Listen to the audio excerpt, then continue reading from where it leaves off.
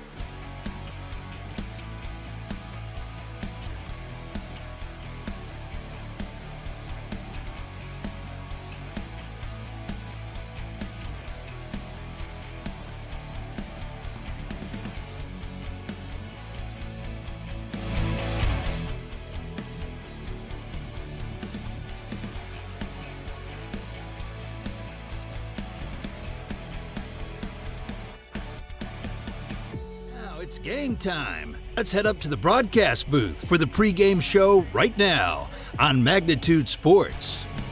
All right, welcome and we're live here. You'd think after 70, 80, 100 baseball games that I wouldn't mess up 2 seconds into our pregame show, but I have. So we're here at the Central Plains Regional Tournament, Dave Plouffe Field here at the Black Hills Energy Center Stadium inside of, or the Fitzgerald Stadium inside of the Black Hills Surgical Baseball Complex. And Mike Mason alongside Dale Olson. Dale, how you doing today? I'm doing great. The old 8-hour trek down here.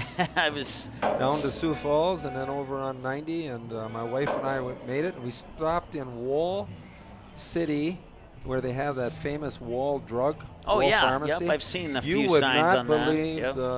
the bikers and the people wandering around on the streets of that town. We stopped and got some donuts, and so that was our intermission on our trip, and it's great to be here, Mike. It's great to be here. Absolutely. I left Fargo at about 10:30 last night and stopped at a couple places, got a quick power nap in, arrived in Rapid City this morning right around 7:45 a.m. and just kind of checked out the city a little bit, walked through a park, got here about the third or fourth inning of the game right before this one, and been here ever since. And this is the fifth time that I've been here. Last time, and I know I've shared this with you, Dale, but I'll share it with our viewers who may not know this. The last time that I was here for a broadcast, it was a battle between the Post 22 Rapid City Post 22 Hard Hats and the Fargo Post 400 Stars.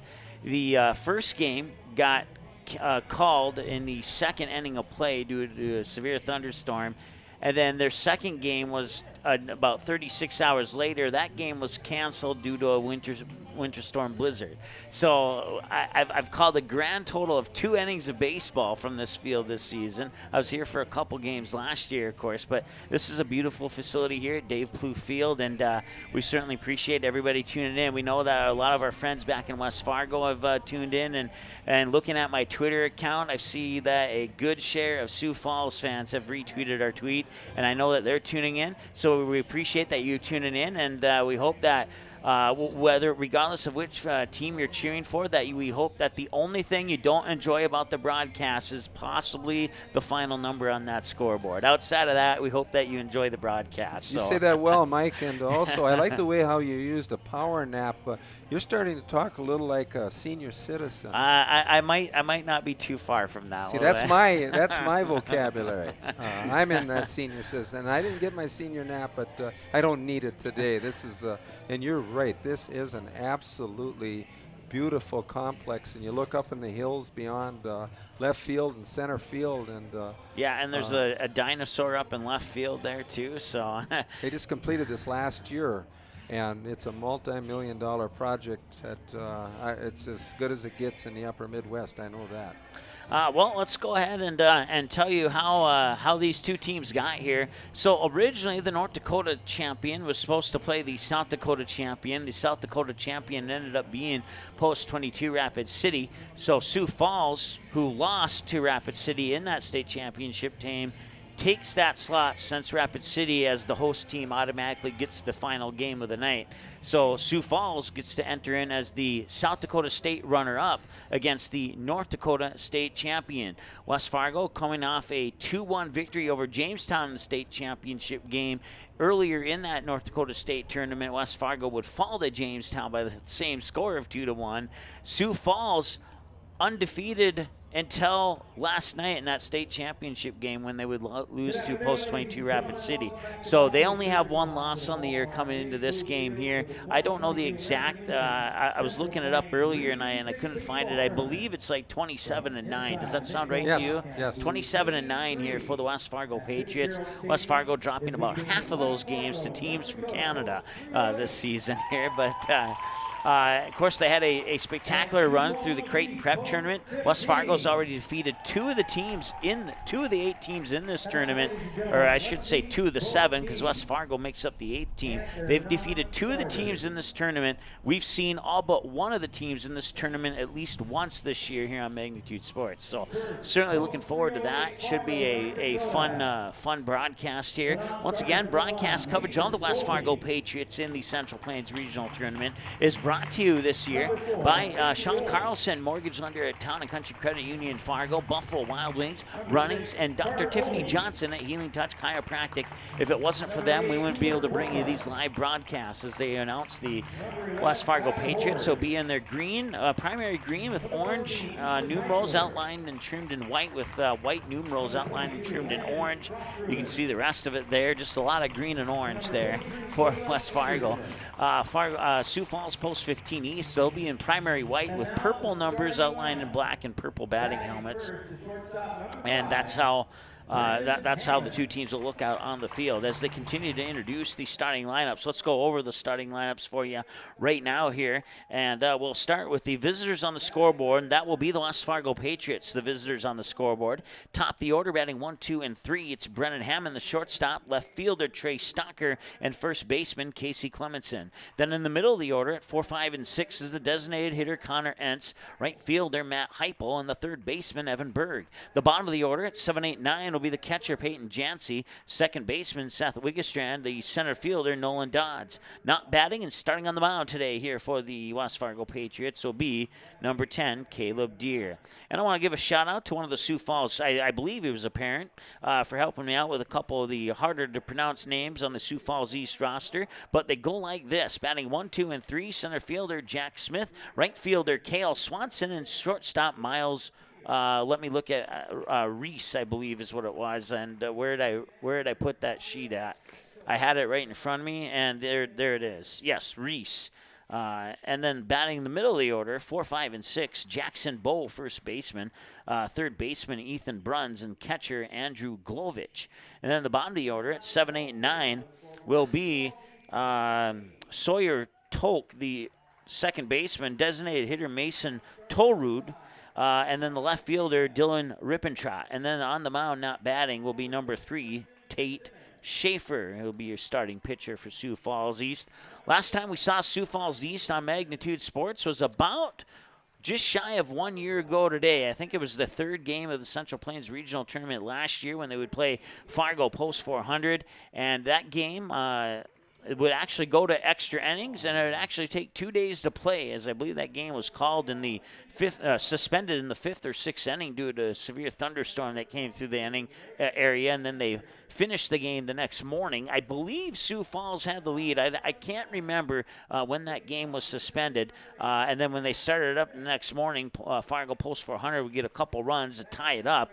Game would go to extra innings, and Post 400 would come out on top in the 8th inning of that game. I was there, Mike, and Yeah. that win for 400 got them in a position where they had one of the most unbelievable regional tournaments you could have. And you talk about a Cinderella team that all of a sudden was in the World Series. Fargo Post 400 was last year, and it started with against this Sioux Falls East team. Yeah, they picked up a 1-0 win over Hopkins, and then I think Sioux Falls was the second game, if I remember correctly. But we almost had another 7 seed following the footsteps of Fargo Post 400. They came a run shy in the state championship They were game. tough. They had an outstanding tournament. It's exciting to see that when that happens, and you also look at Mandan being a number 5 seed. Yeah. That was an excellent hitting team, and I saw them have a family gathering after that third place tight game they had, and there was a lot of emotion there, but they were on such a high that their program's back, and same with Jamestown. They're back in a very competitive place.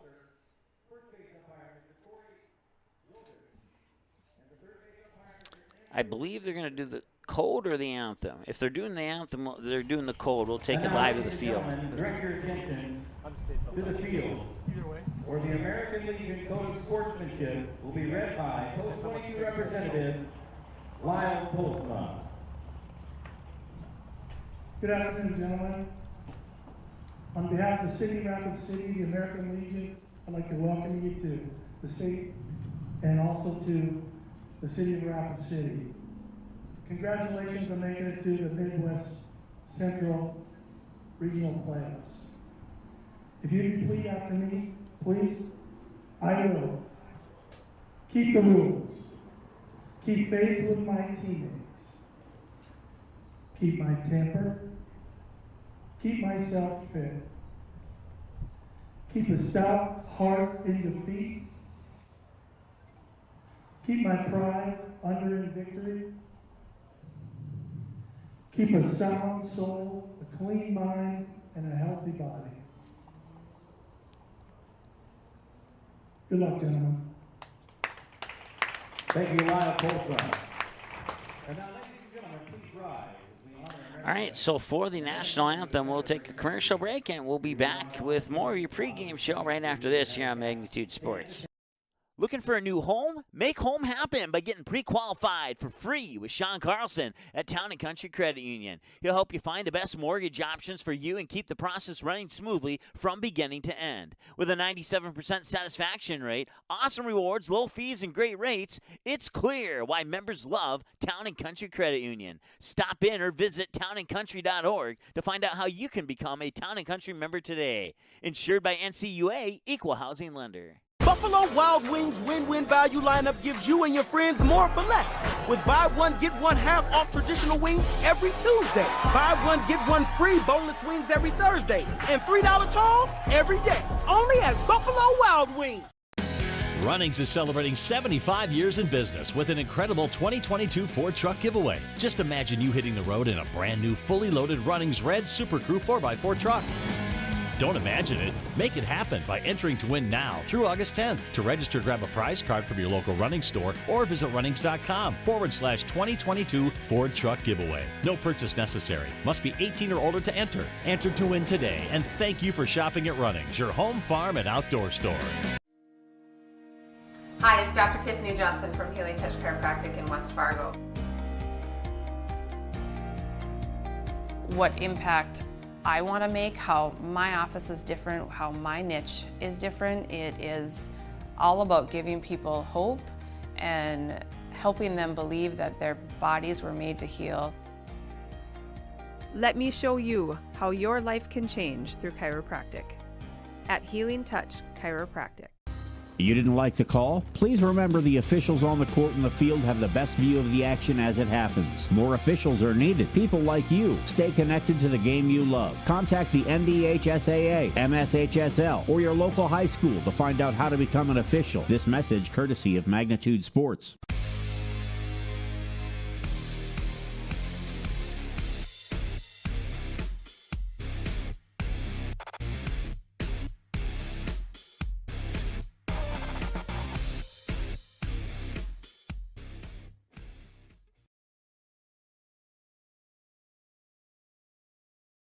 While the scoreboard reveals the winner of an athletic contest, the real winners are the players, coaches, and fans who show good sportsmanship. Those who treat the game as a competition, show concern for an injured player, and accept all decisions from game officials. Please remember to be a good sport when attending a high school game. This message courtesy of Magnitude Sports.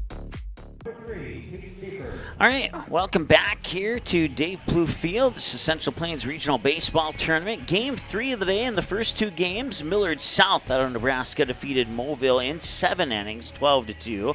And then Creighton Prep, Omaha Post 1, defeated Mankato by a score of 6-5. A game in which Mankato had the 4-0 lead, I believe, is in the top of the 3rd or top of the 4th. And Creighton Prep came back, scored 4 in the bottom half of that inning to take a 4-3 lead. The two teams would battle a run here and battle a run there to make it 5-5. Creighton Prep would add one, I think it was in the 6th inning, to make it 6-5. Mankato was unable to tie it up in the top of the 7th, and Creighton Prep would go on to win. So 2 games down and 2 games to go here in day 1 of the Central Plains Regional Tournament. Once again, Tate Schaefer warming up on the mound there. He's tossing his pitches into the glove of Andrew Glovich behind the plate, and then around the bases you got Jackson Bowe at first, Sawyer Tolk at second. If I'm saying that wrong, please submit something on our chat, and I'll make sure I get it right. Miles Reese at shortstop, Ethan Bruns at third. And in the outfield, Jack Smith in center, Dylan Rippentrott in left, and Cale Swanson in right field. And once again, your first 3 batters for West Fargo will be Brennan Hammond, Trey Stocker, and Casey Clemenson.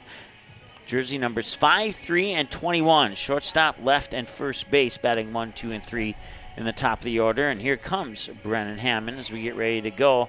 Dale, thoughts on this one before first pitch here? First of all, important people in my life. My son Mark down in Phoenix, and my father-in-law Harvey Kitzman in Phoenix, and a good friend from Seal Beach, California, Joe Seifert, are all tuned into us today, Mike. So I had to say hi. That's very awesome. I'm just glad that we can have a beautiful day like this and in a beautiful stadium, and we're ready to rock and roll.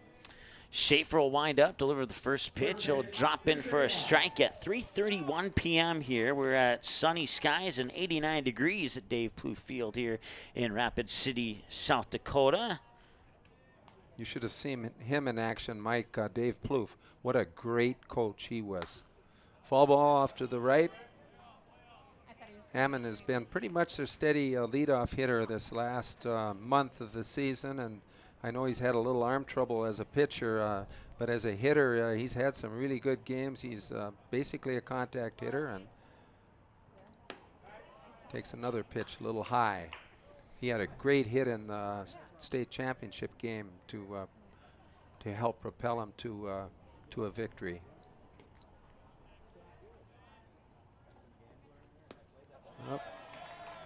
Change up, got him on a 1-2. At the plate is the left fielder number 3. See a lot of off-speed pitching with 2 strikes. More so in the big leagues, a lot of times you see that high fastball that goes about 100 miles an hour. And the state tournament, a lot of junk, a lot of that curveball stuff where they tease you, want you to fish. Schaefer's definitely looks like he's a control pitcher. All right, got some things fixed from the state tournament in North Dakota there. So no balls and a strike here. The batter is Casey Clemenson. Or no, check that, Trey. Yeah. Who is it? Did I miss the batter? Stockert. Okay, I was still on the first batter. Brennan struck out to lead it off, and Trey Stocker, shortstop for Sioux Falls, made a nice backhand, it was just short hopped a little bit, and made a poor throw actually, and the first baseman saved him. Dug it out. So 2 outs now, 2 up, 2 down for Casey Clemenson, who comes up to the plate here for West Fargo. And the windup is in for a strike. Nice pitch there by Schaefer, and it's 0-1 to Clemenson. Connor Entz on deck. Schaefer now with 6 pitches. 5 of those 6 have found the strike zone. About an 82-mile-an-hour fastball, I would guess. And that one, a little chopper right over towards third base. Bruns picks it up, fires it over to Jackson Bowe. Bowe couldn't hang on to it, and I believe that might be an error charged to the first baseman. Clemenson's on with an error. I think the throwing error by that third baseman pulled him off the mound. Okay, we'll assign it to the third baseman. Definitely an error. Yeah. The third baseman kind of, he had more time than he thought. He could have done a little bunny hop and let her go, but threw it off balance, and you do that sometimes, the ball will flip. Clemenson on first, definitely an error. Connor Entz comes to the plate, been pretty steady DH here this last few weeks, and Connor's got a nice swing. He's got a power swing, and he'll be looking for a fastball. 2 away here for Connor Entz, the batter, and he takes the first pitch and drills it out into center field. And that one will drop, and Clemenson move into second. It's the first hit of the game, and 2 runners on. West Fargo, so far so good here in the first inning. Good hitting by Entz. Fastball on the outside corner, and he just went with it. He didn't try to pull the ball, and drove a hard single to right center. Good hitting. So no runs on 1 hit, 1 error.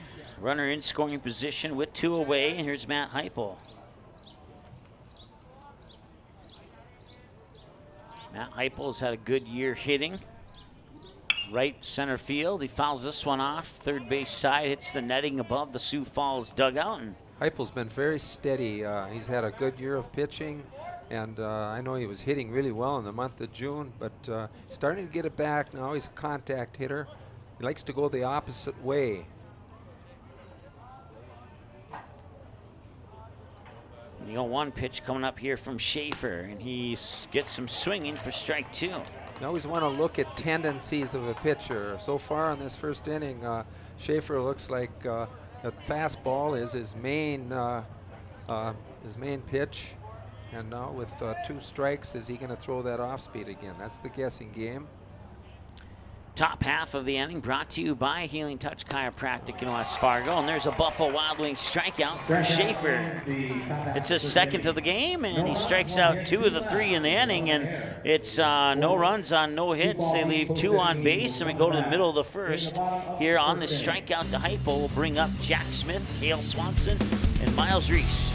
Top first 3 batters. Caleb Deere will be on the mound for West Fargo. 0-0. Here on Magnitude Sports. We're back in a moment.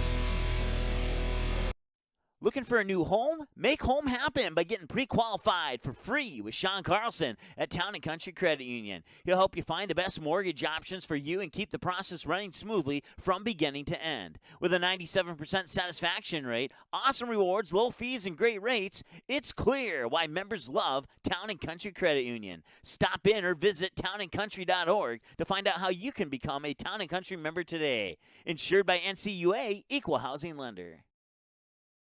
Buffalo Wild Wings win-win value lineup gives you and your friends more for less. With buy one, get one half off traditional wings every Tuesday. Buy one, get one free boneless wings every Thursday. And $3 tolls every day. Only at Buffalo Wild Wings.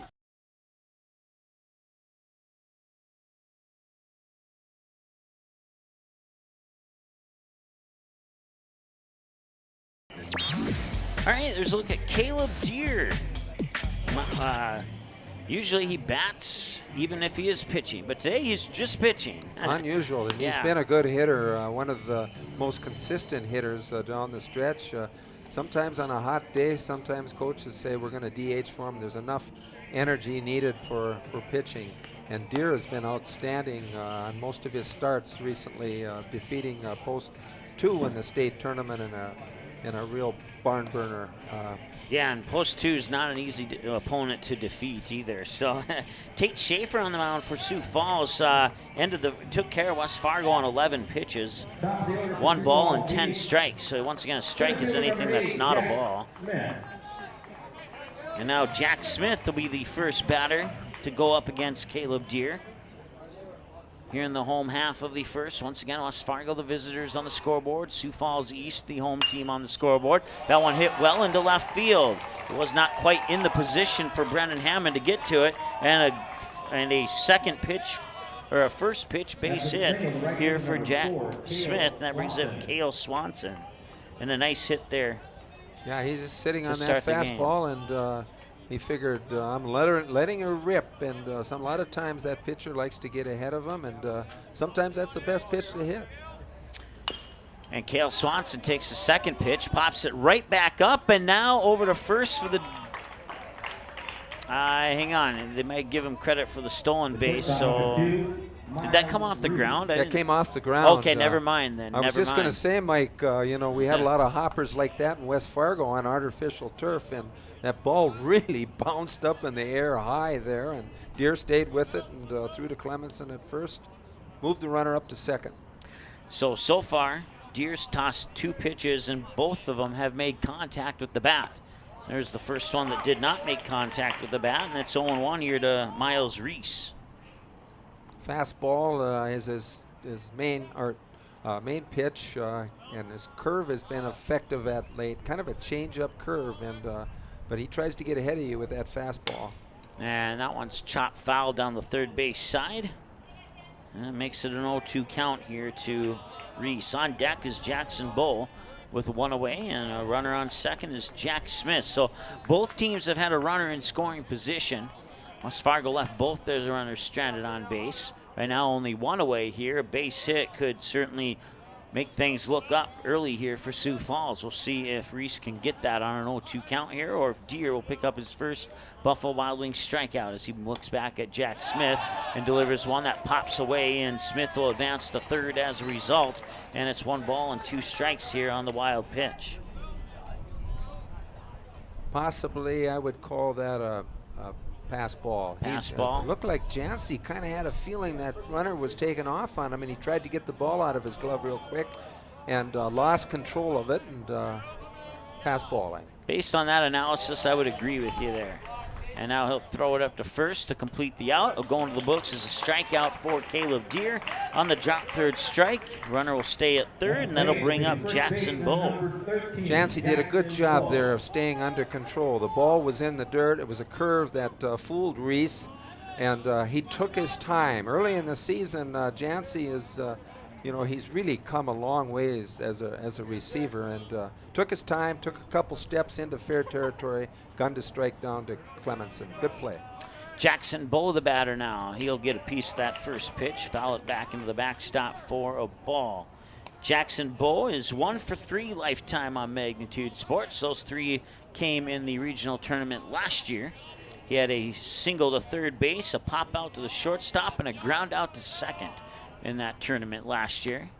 I love how you do those stats, Mike, and we've talked about spray charts that you can look at, and to see how the good hitters will spray the ball all over the place. I love that. 1-1 here as Caleb Deer will set up and deliver that 1-1 pitch. And I missed the signal from the ump. Yeah, the window. window. Ball high. Ball. 21 count, 2-1.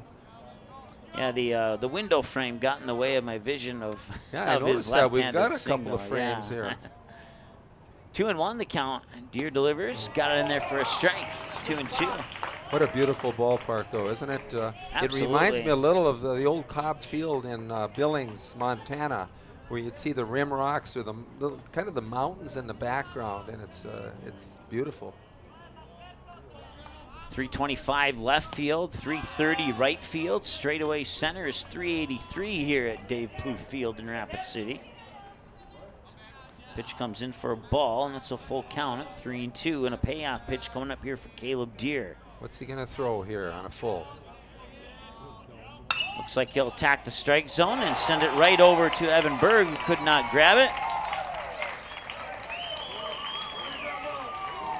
It'll be a run here for Jack Smith, who scores to put Sioux Falls on the board, and they're going to charge that as an E5. Jackson Bowe will reach base on the E5.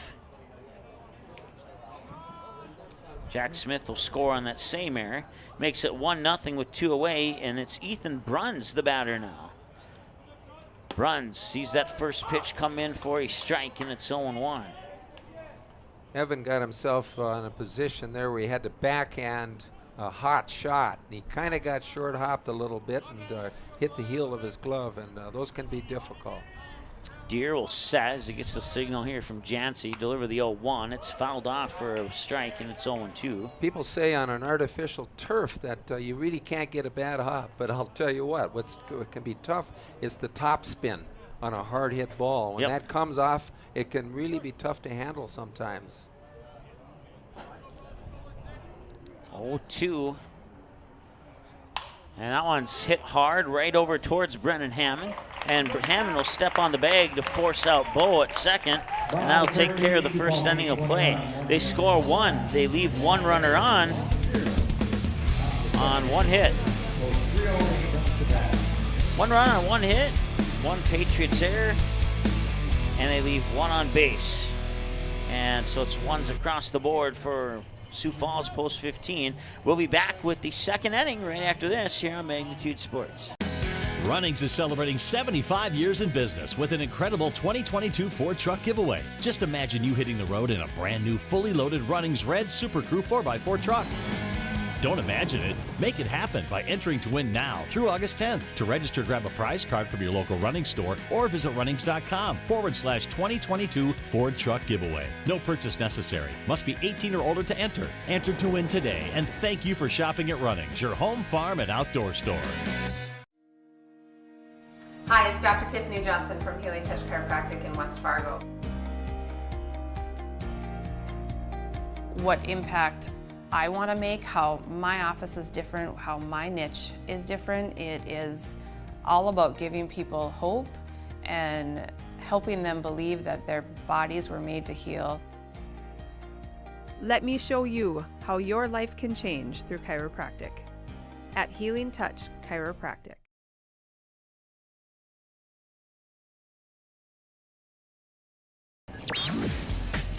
Welcome back. Sioux Falls East post 15 gets a run in the bottom of the first to take a 1-0 lead over West Fargo. West Fargo, we've seen them play from behind in numerous games this season. This is nothing new for West Fargo. I've called them the cardiac kids. Cardiac kids, I like that one. And you're right. Boy, there's been countless games where they had to come from behind, and you got to give them credit. It seems to be in their DNA that they're capable of doing that. Evan Berg coming to the plate here now. He's, I was going to say in the field, he's been really good here recently, and he's a dangerous hitter, dangerous type of hitter that has some pop to his bat. It'll be Berg along with Jancy and Wiggestrand, batters 6, 7, and 8 for West Fargo here in the top half of the second. Tate Schaefer is now, with that last pitch, tossed 13 pitches. 1 ball, 1 strike to Berg, 2 balls, 11 strikes to all the other batters. And that one comes in for a strike. And Schaefer with some healthy pitching early on here. You get 2 strikes on you. Again, I don't care where you're at. To me, small ball, you got to choke up a little bit. Just try to make contact. Schaefer winds up. That one's blasted to right field, and it'll go foul. And he will not be able to make a play on that one. Once again, no runners on, nobody out. First batter of the inning here for West Fargo. We'll also see Jancy who's on deck and Wiggestrand to follow.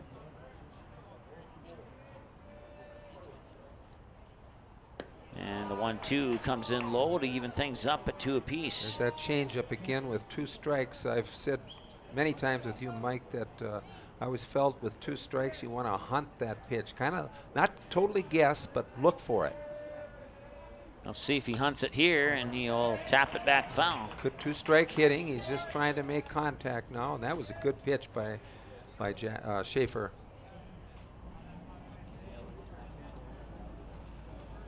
Two balls and 2 strikes. Nobody out, nobody on, and a 1-0 ball game here. And that one will hit Berg, and he'll move to first base as a result. It was a good at-bat by Evan. He hung in there, and couple good pitches on the outside corner that he fouled off, and that's what you like to see. So Berg to base via hit by a pitch brings up batter 7 in the lineup, catcher Peyton Jancy. I've also said Jancy's going to Valley City State to play football, but happy to hear he's going to try baseball, and he's really improved a lot this year, and he's got tools.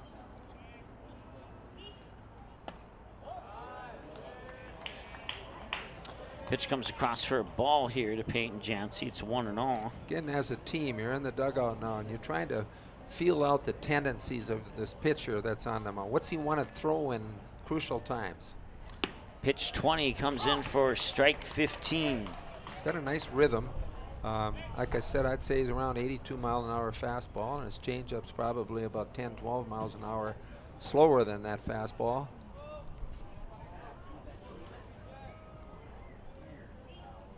Schaefer winds up, delivers a little low. Thought it might have been a strike at the knees, but the official called it a ball. Schaefer wanted that. You can body language tells you a lot of things, right? And sometimes they don't have to open their mouth, but you can tell when they get a little frustrated. 2-1 as he continues to mostly ignore the runner on first. Berg isn't going for his speed. He, I don't look for him running either. Coach Jordan Rowe has been playing a lot of small ball. He's liked the bunt here in their last 10 games, I would say. This time he does take a long stare at the runner and delivers a pitch that just missed. And now that puts 2 runners on. So West Fargo, just like in the top of the first, have runners on first and second, this time with nobody out, last time with 2 outs. That's a big difference. A base hit here from either Wiggestrand or possibly Dodds, who is on deck, could potentially put West Fargo into a tie ball game. I definitely see Wiggestrand bunting here, and he's been doing a pretty good job of it of late also. Schaefer will look back at Berg on second, give him a second glance, and deliver. And he did square up. Pitch comes outside for ball 1. Schaefer having trouble with that curve on the outside corner, and you know, sometimes you get into the tendency of aiming the ball when you're not getting that pitch where you want it, and a little bit of frustration right now with Schaefer. 1-0 delivery, and that one will be bunted right back to Schaefer down the first base side. He'll run it out. The bunt serves its purpose. 1 away. The runners advance to second and third, and now bring up Nolan Dodds. Good sacrifice bunt. I liked about that from where we're sitting here, Mike. There was no poking at the ball. He let the ball hit the bat, and he had his bat just about at eye level, and he didn't give away the bunt right away either. That was just a good job. Nolan Dodds, batter 9 in the lineup. We'll go back to the top of the order with Brennan Hammond, assuming no double plays happen. And the pitch is going to be in for a strike. Nolan Dodds is coming off a great state tournament, of course, pitching that state championship game and the 2-1 victory over Jamestown, and really been a valuable player, versatile player. The 0-1 coming up here from Schaefer. He'll deliver, and that one's fouled off first base side. All 15 games of that North Dakota State tournament available on demand. You can watch it 24/7 if you missed a game or want to see a game again. Had one play from that state tournament on Magnitude Sports make it to number 4 on ESPN's Sports Center Top 10. That was pretty awesome. Unbelievable. That's the 3rd time in Magnitude's history that we've had something pop on ESPN. That pitch a little bit low and out. That was Jordan Leininger of Fargo Post 2, who made a fabulous diving catch in left center field. That made that number 4 spot on ESPN's Sports Center Top 10. We're at 1 ball and 2 strikes here to Nolan Dodds. And now he strikes out. It's a Buffalo Wild Wings strikeout for Schaefer, his 3rd of the game. And Schaefer, no complaints from his coach or teammates. 28 pitches, 19 of them have found the strike zone, now 2 away. And Brennan Hammond returns to the top of the order here. Brennan Hammond has a couple home runs this year, including a grand slam against, I believe it was Omaha West back in the Creighton Prep Tournament. It was Omaha Burke. I'm not sure if they're in north, south, east, or west Omaha, but they're somewhere in Omaha. Omaha Burke. I was there when that happened. It was a thrill. That very next game against Woodbury, Caleb Deere hit a 3-run home run almost to the exact same spot that Hammond hit that grand slam. That was an excellent block by Glovich, their catcher for Sioux Falls, and he laterally moved his body, he got in front of it, and didn't try to spear it with the glove. He just let his body block the ball. Good play. 1-1 coming up here for Schaefer. He delivers, and that's a nice pitch. He gets it in there for strike 2. Fastball attacked the strike zone pretty much down the middle, and a take for Hammond.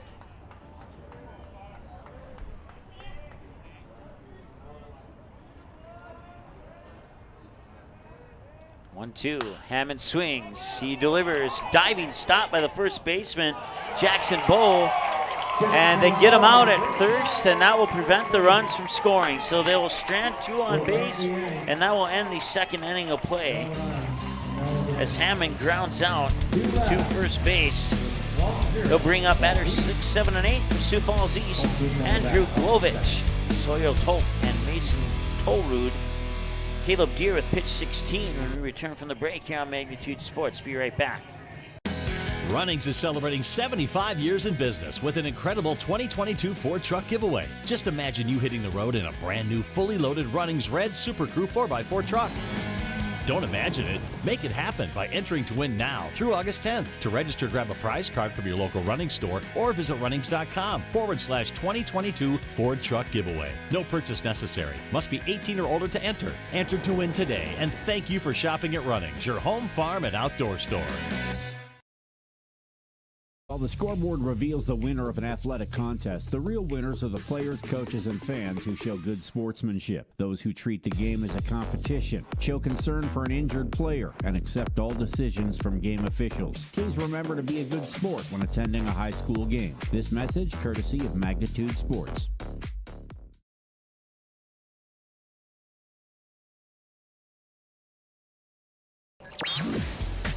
Welcome back to Dave Blue Field here in Rapid City. It's game 3 of day 1 of the Central Plains Regional Tournament. Final scores from earlier today: Millard South 12-2 winners over Moville, Iowa, and Creighton Prep with a single-digit 6-5 win over Mankato, Minnesota. Creighton Prep the runner-up in Nebraska, Mankato the runner-up in Minnesota. Millard South the champion out of Nebraska, and Moville the champion out of Iowa. These two games here, Sioux Falls East, the runner-up in the South Dakota State Championship game, and West Fargo Patriots, the North Dakota State champion. Bottom of the second, first pitch in for a strike against Andrew Glovich. Had a comment on Jackson Bow, their first baseman made an excellent play, diving to stop the ball and making a nice flip to end that inning. Big play of the game so far. Yeah, exactly, of the game so far. And there's strike number 2. So a couple of good pitches here for Deere to start the bottom of the second. As for 2 innings in a row, West Fargo leaves 2 on base, total of 4 in the game so far. And there's a strikeout. It's a Buffalo Wild Wings strikeout for Caleb Deere. Second strikeout, and again that high fastball, just a little out of the zone, and these hitters like to bite on that. They're thinking not just contact, there's something about that fastball that's a little high that they like to go after, about 85 mile an hour. Deere winds up and delivers a ball here to Sawyer Tolk, 1-0. It's also 1-0 in favor of Sioux Falls here on the Sean Carlson mortgage lender at Town and Country Credit Union scoreboard. Well, you look at the season Caleb Deere has had. You talk about a versatile player. He's going to be a junior. He's played second, short, first, right, left, center. He's done a little bit of everything. Hard hit ball, 2-bouncer over to Berg at third. He'll fire across the diamond and gets it to Clemenson for the 5-3 ground out. That puts 1 down here for Sioux Falls East. Good play by Evan. He backpedaled just a little bit, but he had to get that hop, which was around a hip high, and then squared himself and made a strong throw to first. Good play. That was not easy. Mason Tollrood will be the next batter here for Sioux Falls East. So 1 up, 1 down here for post 15. That one, another hit ball over towards Berg. This one a little bit easier to scoop up, and the pick by Clemenson at first. And it's 2 back-to-back 5-3 groundouts. And that will be out number 3, and it's a 1-2-3 inning here for Sioux Falls East. West Fargo made that look easy. And we'll see if Sioux Falls can replicate that easiness when we come back in the top of the third. Schaefer will face Trey Stocker, Casey Clemenson, and Connor Entz. Batters 2, 3, and 4 when we return from the break here on Magnitude Sports. Be back in a moment. Looking for a new home? Make home happen by getting pre-qualified for free with Sean Carlson at Town and Country Credit Union. He'll help you find the best mortgage options for you and keep the process running smoothly from beginning to end. With a 97% satisfaction rate, awesome rewards, low fees, and great rates, it's clear why members love Town and Country Credit Union. Stop in or visit townandcountry.org to find out how you can become a Town and Country member today. Insured by NCUA, Equal Housing Lender.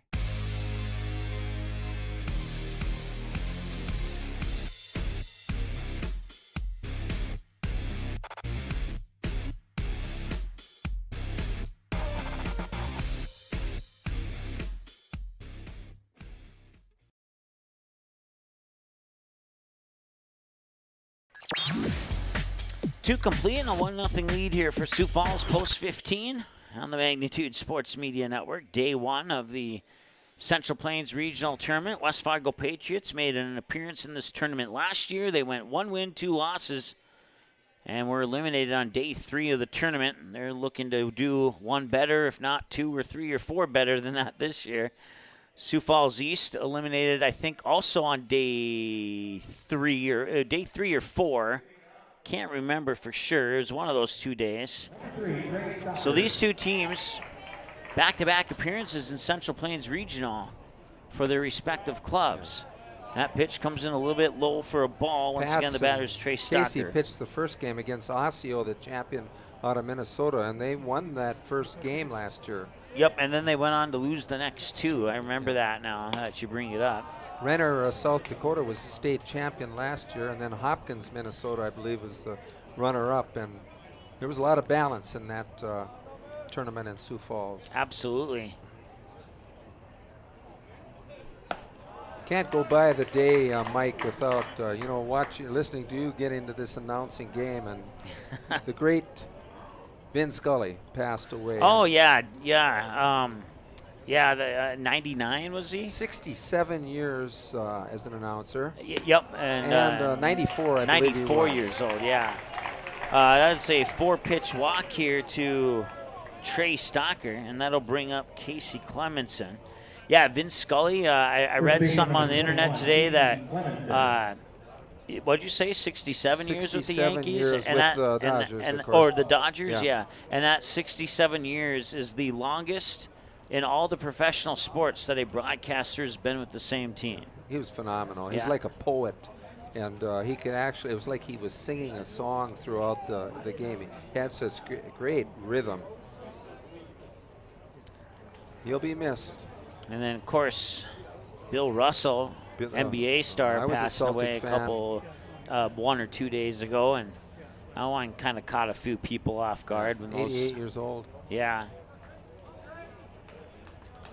Not afraid to play small ball again here. Casey has bunted quite a bit lately, and we'll see if he puts the bunt on now. Once again, Trey Stocker on first, and that one goes way back. Trey Stocker's quickly at a second as a result. That ball hit home plate, the front of home plate, and catcher never had a chance to block it. It just popped up over his head, and I haven't seen that for a long time. So instead of a pass ball, is that a pass pop-up? A pass ball. It's definitely a wild pitch. We got to save the catcher on that one. That's a tough one. 1-0 here to Clemenson. And Clemenson will hit this one out towards the shortstop, Reese. And he'll fire it over to first. Now back to second. They will get Clemenson, and Stocker stays put at second base. So it's 1 away, and that brings up the next batter here for West Fargo, Connor Entz. So it goes in the books as a 6-3 ground out. They couldn't quite turn the 6-3-4 double play. It would have been a double play ball if the runner was on first.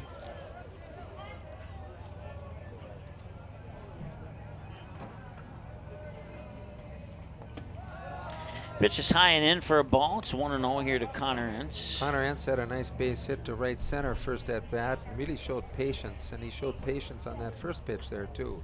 Looking for his pitch. 1-0. Brief look back at Stocker. Delivers. He got a piece of it on the follow-up, the behind the backswing of that swing. He waited on that, and that fastball was deep, and he still fouled it off, trying to go up the middle. I like that. So once again, West Fargo has a runner in scoring position. They've stranded 1 runner on first, 1 runner on third, and 2 runners on second of their 4 left on base in this game so far.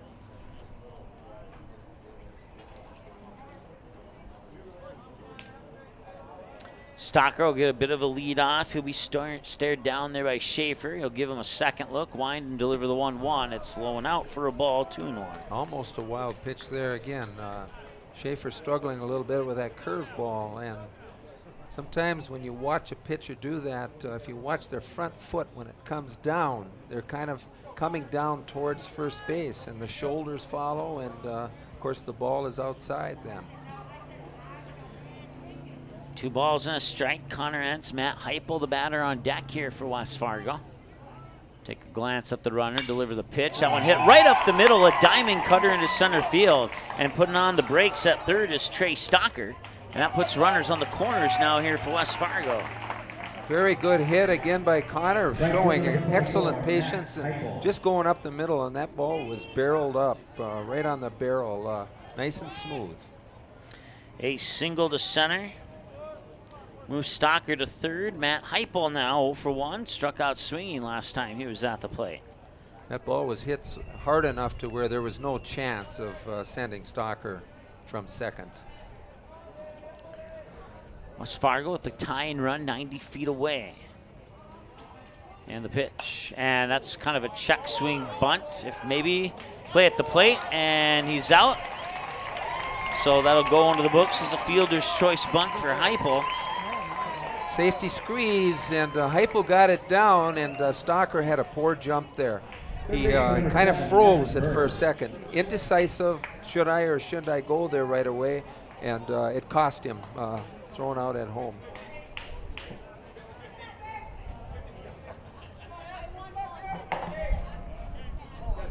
So now runners on first and second with 2 away here for West Fargo.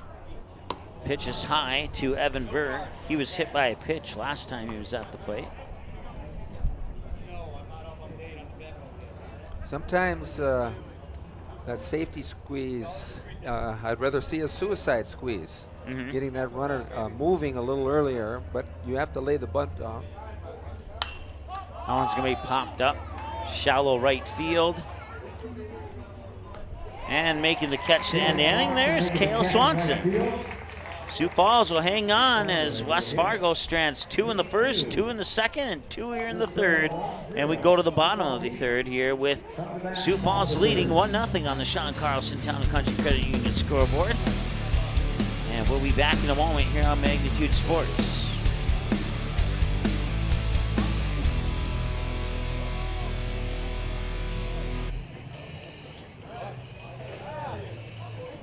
Good sportsmanship. It will carry you further in life than sports. Growing up in North Dakota, I learned to respect my opponents, the coaches, and the officials. The values of fairness and teamwork carried me to the highest level in my sport and allowed me to live my dream of playing football in the NFL. It doesn't matter if you're on the stage, the playing field, or in the stands. We are all better when we show respect for others and practice good sportsmanship. Carry yourself with dignity.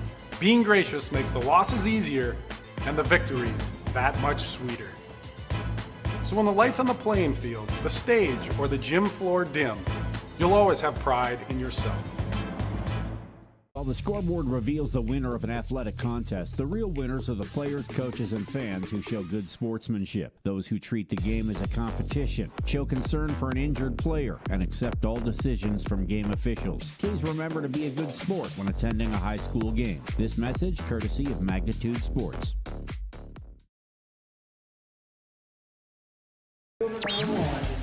1-0 in favor of Sioux Falls East here over the West Fargo Patriots as we move into the home half of the third. We're 36 minutes into the ball game. Mike Mason alongside Dale Olson. This is Dylan Rippentrop, batter 9 in the lineup for Sioux Falls East, and he'll take the first pitch for ball 1. We'll also see Jack Smith and Cale Swanson. It's batters 9, 1, and 2 this inning here for Sioux Falls East as that one's fouled away to even up the count of a ball and a strike.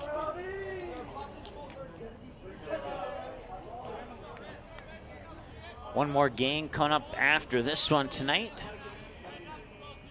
between the Rapid City Post 22, and there's a hit to right field. One hop, Heupel will pick it up, and he'll fire it back in, and Rippentrop's on with his single. Went with the pitch, outside fastball, and good hitting, line drive to right. Jack Smith, the batter now, as I was mentioning right before that base hit.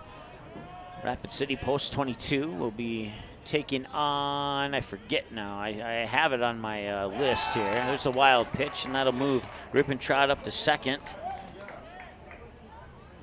I want to say it's a team from Minnesota, St. Mike's. St. Michael's were the champions, I believe, of Minnesota. I believe you're correct, yep. Yes, they were, yep. Interesting matchups, so they put some matchups 2 versus 2, and some are 1 versus 1. I don't know how they do that. 1-0 the count here to Jack Smith. He's 1 for 1. So he hit a single just past the 5-6 hole to the left of Hammond, to the right of Evan Berg. 1 ball and 1 strike the count now here to Jack Smith. You're in the bottom of the third, and Smith will flare that one out towards center field. And with the catch there is Nolan Dodds, and going into third is Rippentrott.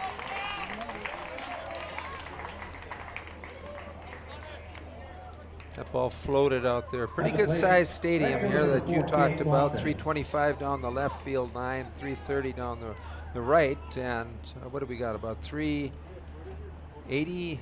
383 is what I had. I think, in center field, yeah. Or is it 393? A lot of nice dark green background for hitters. Now on a chopper that goes right into the glove of Wiggestrand. Wiggestrand over to first to Clemenson for a 4-3 ground out. Runner will stay put at third, puts 2 outs on the board, brings up Miles Reese.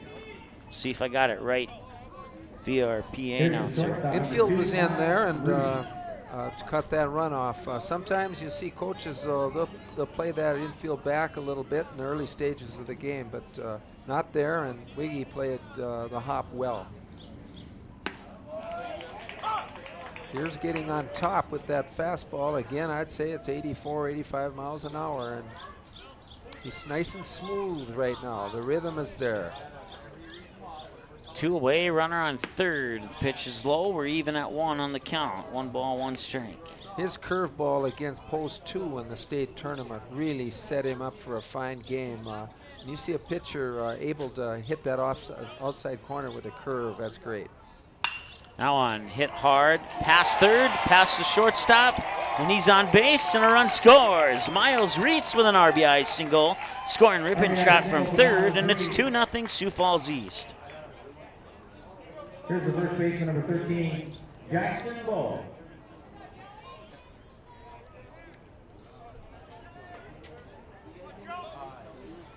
So Rippentrott scores, Sioux Falls takes a 2-0 lead, and this is Jackson Bull. Bull will see that first pitch come in a little bit low for a ball. It's a 1-0 here to Jackson Bull. Artificial turf, those base hits, you don't have to hit them real hard sometimes, and they can scoot through that infield quickly. 1-0. And that one just missed the outside edge, and it's 2-0.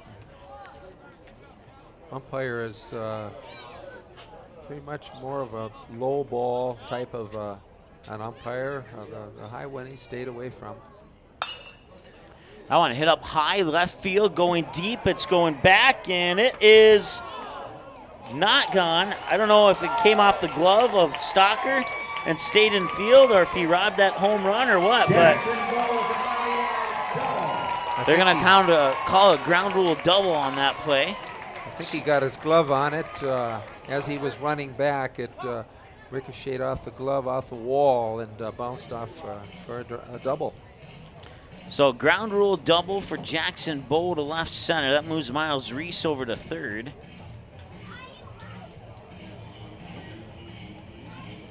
And now a visit to the mound here for West Fargo as Coach Roll comes out to have a chit-chat with his players.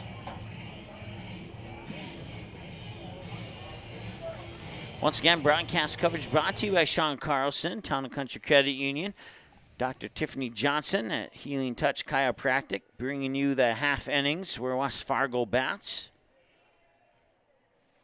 Buffalo Wild Wings for providing us with the food to eat down here, so we spend a little less money on food. Certainly appreciate that. You talk about food quite a bit. I do, yeah. You'd think that I'd weigh a few more pounds than I do, but I don't. That pitch up a little bit high, and It's good for ball 1. Bruns 0 for 1. He grounded out to Hammond, the shortstop, on a 6-3 last time he was at the plate. 2 more runs across the plate. No, they don't. I think they may have made an error on the scoreboard there. That's not 4. Yeah, it's 2-0. I looked up at the scoreboard. I was like, did I miss something?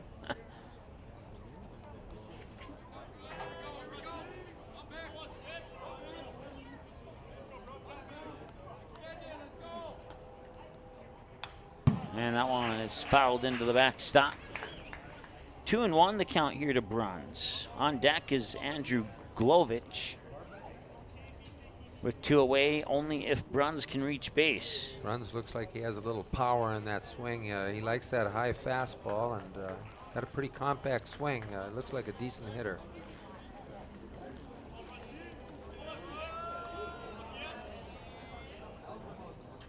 And that one is fouled off to the first base side. One of those lasers that come over to the dugout, and you see a lot of heads ducking when that happens. Scoreboard in the outfield shows 4-0. I have 3-0. We'll double check that during the commercial break.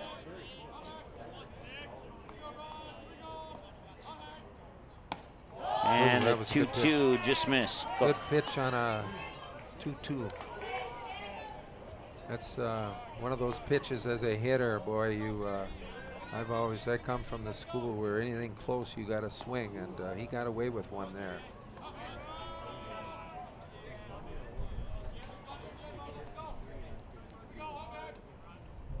And that one's hit up well towards right field. Foul territory, runs out of room, and you can see there that they have pitchers warming up for West Fargo in the bullpen. At least I think I saw that. Oh, wait, maybe it was a younger kid with green and orange on, actually. Maybe not. My apologies. I'm allowed to have 1 error per game. Well, there's somebody warming up out there. Oh, there is, okay. It could be Anderson. I'm not sure. I just can't see a number, and we're quite a ways away. Yeah, we've talked about managing pitch counts and how to handle a pitching staff during a tournament, and I don't know what Caleb is at right now, but. Payoff pitch. Oh, boy. We'll walk him. Wow. He took 2 pitches there that were really close. Catcher number 9, Andrew Glovich. Yeah, I'm double checking. I have 2 sources that say 3-0. What do you got on your sheet? I got 3-0. Okay, so we have 3 sources that say 3-0. I got a text message, so I have 4 sources that say 3-0. Thank you, Josh, by the way. So I'm not sure if they maybe double tapped the button by accident or what, but we'll double check that. See if we made. Some of these scoreboards, once you've inputted a number, you got to wait till the end of the inning to make your correction. This kind of looks like the scoreboard out in Kindred, North Dakota, actually.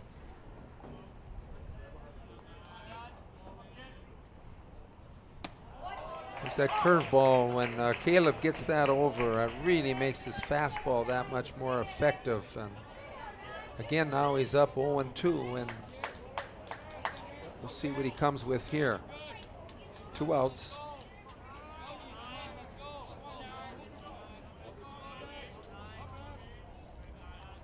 Two runners on, first and second here for Sioux Falls. And he went too far, and that'll be a Buffalo Wild Wings strikeout for Caleb Deere. As he tried to check his swing, but he committed too much. Now bring up Peyton Jancy, Seth Wiggestrand, and Nolan Dodds. 7, 8, 9. Did you hear the PA announcer? Okay, I think he said 3-0 on the PA. We'll double check that. We'll be back in a moment here on the Magnitude Sports Network. Good sportsmanship. It will carry you further in life than sports. Growing up in North Dakota, I learned to respect my opponents, the coaches, and the officials. The values of fairness and teamwork carried me to the highest level in my sport. And and allowed me to live my dream of playing football in the NFL. It doesn't matter if you're on the stage, the playing field, or in the stands. We are all better when we show respect for others and practice good sportsmanship. Carry yourself with dignity. Being gracious makes the losses easier and the victories that much sweeter. So when the lights on the playing field, the stage, or the gym floor dim, you'll always have pride in yourself.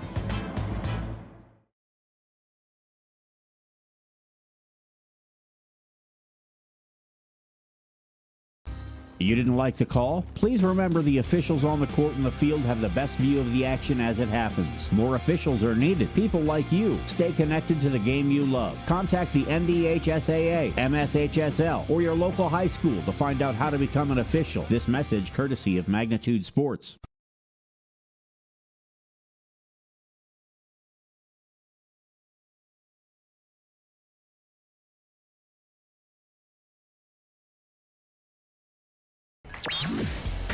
Peyton Jancy, the batter. It is indeed 3-0 here on the Sean Carlson Town and Country Credit Union scoreboard. Third run scored on that hit to left center that we thought was a ground rule double, but it was actually just a straight double, and the run would score on it. So that's what made it 3-0. And they made a mistake on the scoreboard, but they got the scoreboard fixed. So, and there's a ground ball to short, and coming off the bag, did he tag him? Yes, he did. Jackson Ball with the tag on the runner. Shortstop flipped it there on the run. He charged the ball well, but didn't really plant his feet and tried to do one of those all-in-one motions, and the ball sailed on him, and that first baseman, Bo, made a nice play and tag. Coming into the fourth inning, both pitchers had 45 pitches on their pitch count.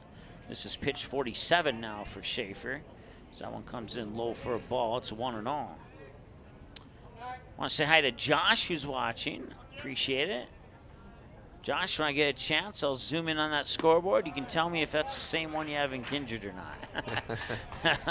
Kind of looks like it, maybe with the exception of a couple sponsor logos up on top. But how much success has Kindred had this last year? They've been. I think they took second or third in this year's state tournament. So that's and they've been pretty successful for as long as I can remember. So and in basketball and just about everything of late, they've got it going in that community.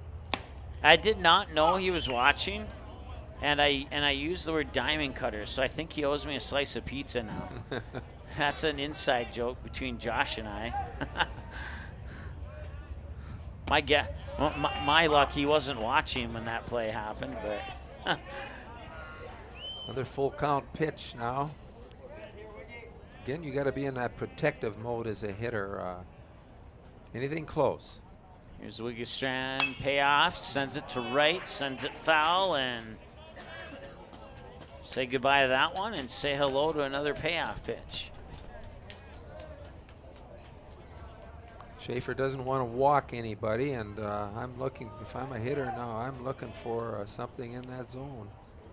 And that's a called strike. It's a Buffalo Wild Wings strikeout for Schaefer. It's his fourth of the game, and that is out number 2 here for the West Fargo Patriots. Nolan Dodds, he also went down swinging on strikes last time he was at the plate. He'll try again here, 51 minutes into the ball game, and pitch 53 from Schaefer. High for a ball, 1-0.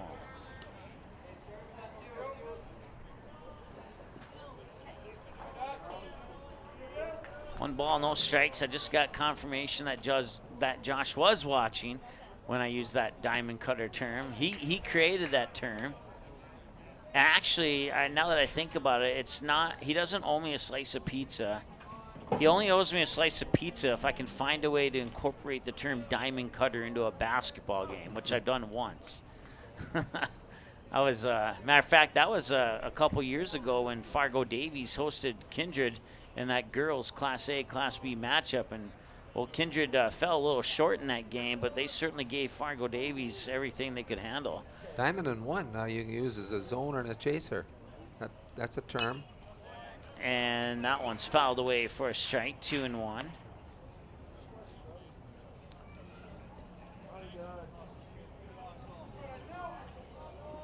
Again, Dodd's looking to get on base. Batting him in that ninth spot. He's almost like a second leadoff man. 2-1 and gets in there for a strike. It's 2-2. Schaefer about to close in on 60 pitches. This one will be pitch 57 coming up here.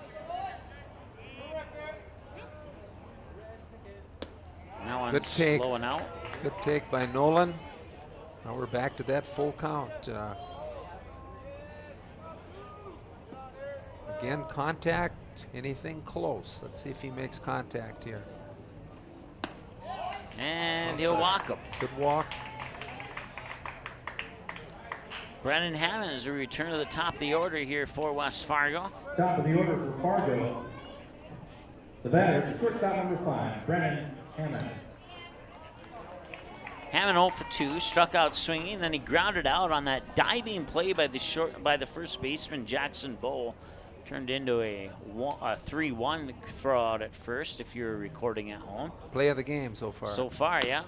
A little chopper, popcorned right up to Schaefer, and he fires it over to Bowe, and they strand another runner on base, and that'll be the end of the 4th inning of play. West Fargo still finds himself down 3-0, and Sioux Falls will exchange their gloves for the bats and come out swinging in the bottom of the 4th.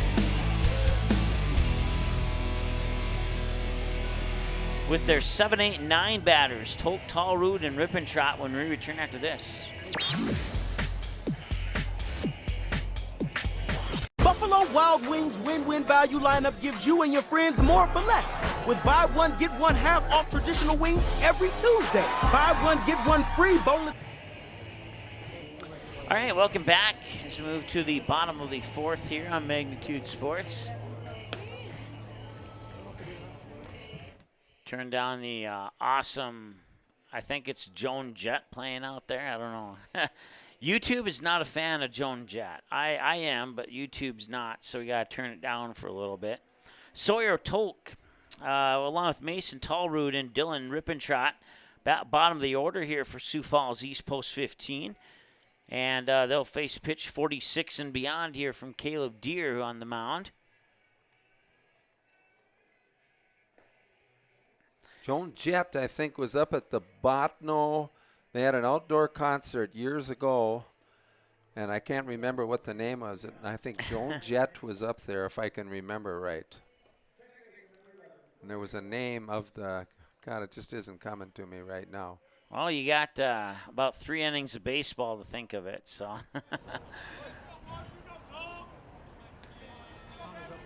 Deere wind up with pitch 46. It's low for ball 15. Sioux Falls has definitely been looking to go after that first pitch. And there's a strike. 1 ball, 1 strike to count now here to Sawyer Toke. He's 0 for 1. Grounded out on a 5-3 to Evan Berg. Part of back-to-back 5-3 groundouts in a 1-2-3 inning for Sioux Falls in the bottom of the 2nd. Good fastball. Caleb's had good control in this game. He's getting on top of the hitter. See what he throws now on a 1-2. 1-2 gets a piece of it at the plate. It'll remain 1-2. That was a good curveball, and it was low, and the hitter did a good job of making a little contact. Here's pitch 50 for Caleb Deere. 1-2 fouled away, and it'll remain 1-2 once again.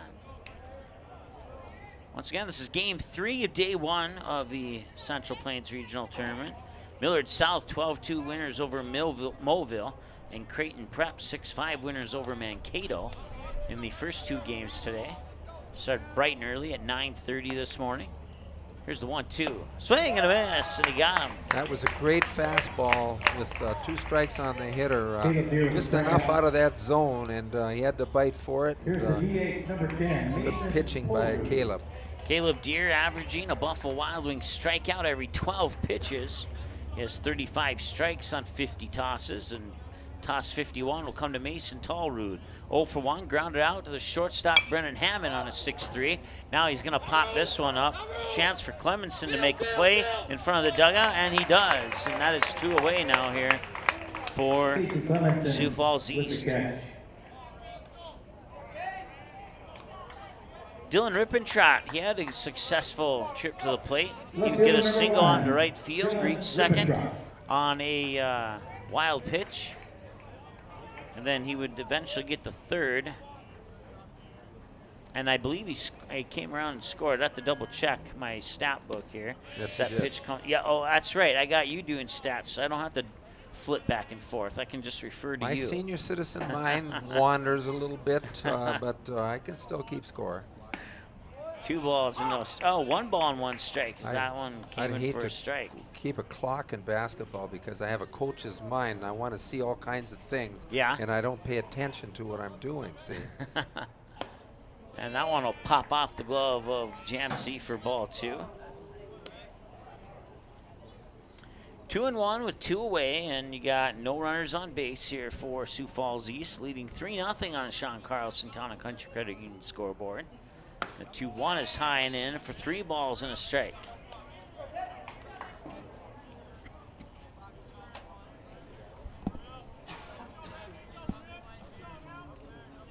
Rippentrott could be just looking for to take a pitch here, and he did. And he will, and he'll earn himself a trip to first base as a result. That'll bring us back to the top of the order with Jack Smith.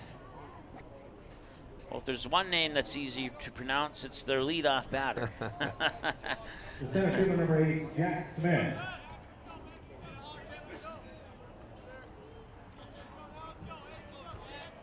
So runner on base with 2 away now here for Smith, and he bombs that one into the gap of left center. It's good for a base hit. Heading into third is Rippentrott, and they will send him. He will round third, and the ball will not come in time. And I don't know if Smith hesitated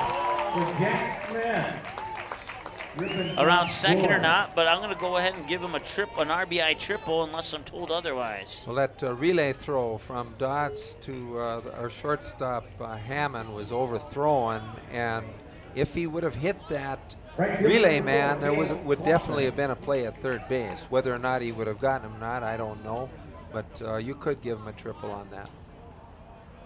4 runs on 5 hits now for Sioux Falls. This is Cale Swanson 0 for 2 with a pair of groundouts, one to the pitcher and one to the second baseman, a 1-3 and a 4-3. That pitch will come in low for a ball, 1-0 here to Cale Swanson. Miles Reese on deck with 2 away if Swanson can reach base. Win or lose, West Fargo will have a game tomorrow. If they lose, they'll have to win to stay in, win to stay alive at that point if they are unable to come back from this 4-0 deficit. Same scenario for Sioux Falls if West Fargo does come back and win it. And if Sioux Falls can hang on to this lead, they'll move on to tomorrow and still have a game to work with should they face an opponent that would be able to knock them off. But as we said in the pregame show, Sioux Falls undefeated until the South Dakota State Championship game a couple of days ago. Well, I think it was more than a couple of days ago, but it feels like it was just the other day. That one hit hard. That one finds the gap. That will score Jack Smith from third, and it's 5-0 on an RBI single for Cale Swanson. That's the second time they've snuck one in that 5-6 gap. You can see they're sitting on that fastball and going the opposite way like he just did. It was good hitting. They're comfortable looking at that fastball. So this game's starting to creep away from West Fargo, and Sioux Falls fans starting to take a little bit of a sigh of relief here. Don't count West Fargo out yet. There's plenty of baseball to score, and if there's one thing that we've seen, especially in the state tournament and the final few games of the regular season for West Fargo, most of their offense comes in those final 2 innings, and they have done some remarkable things in innings 6 and 7 this year. You saw that in the Gopher Classic too. Yeah.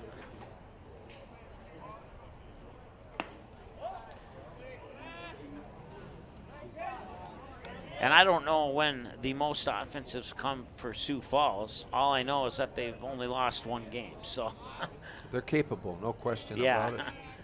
So I'm assuming their offense is pretty balanced, and we've seen a balanced offense from Sioux Falls in this game thus far. Now one chipped up. Hammond, can he get it there in time? Yes, yes he did. Nice play, nice scoop by Clemenson at first. So they'll strand one on base. But they get two runs across in the bottom of the fourth, and we'll take a break, and we'll be back in just a moment here on the Magnitude Sports Media Network. Talk to you in just a moment. For the winner, red ticket for the winner, the number is 914939. Looking for a new home? Make home happen by getting pre-qualified for free with Sean Carlson at Town & Country Credit Union. He'll help you find the best mortgage options for you and keep the process running smoothly from beginning to end. With a 97% satisfaction rate, awesome rewards, low fees, and great rates, it's clear why members love Town & Country Credit Union. Stop in or visit townandcountry.org to find out how you can become a Town & Country member today. Insured by NCUA, Equal Housing Lender.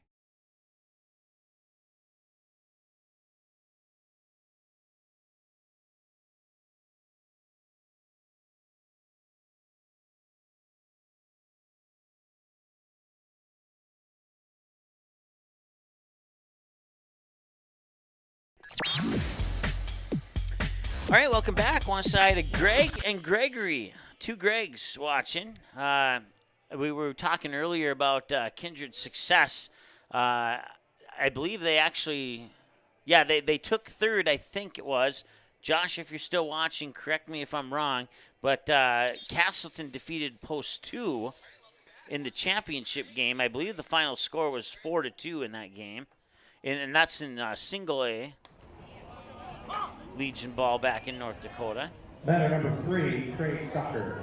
Listener mentioned rocking the hills in Botno, and I was up there too. I should have remembered that, but again, I'm a senior citizen. 1 ball, 1 strike to Trey Stocker. West Fargo has to do some rocking right now. They need base runners, and on a 1-1 count, you got to be looking to get on any way you can. 36 strikes on 62 pitches for Tate Schaefer.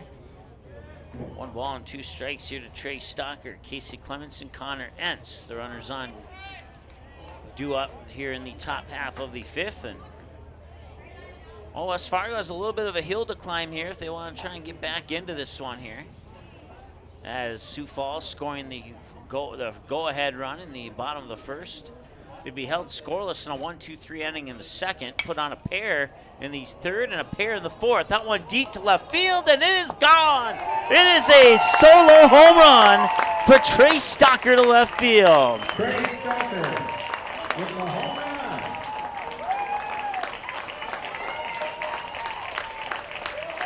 And West Fargo is on the board. Solo home run for Trey Stocker. That was a change-up curve with 2 strikes, and just to show you, I know the last thing in the world Trey was thinking about was hitting a home run. Trying to make contact. It barely fouled off one the pitch before, and bingo. It's just a nice swing, trying to make contact, and he hit that about 335. 1 down and 4 to go if you're a West Fargo fan. Schaefer continues to throw that first strike. Tries to get ahead of you.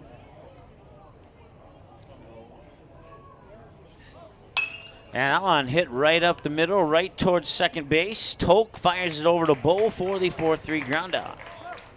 That puts 1 down here for West Fargo, brings up Connor Entz. Ball was hit hard, just a little late on that. Again, trying to drive the ball up the middle. That's good. It's a good approach.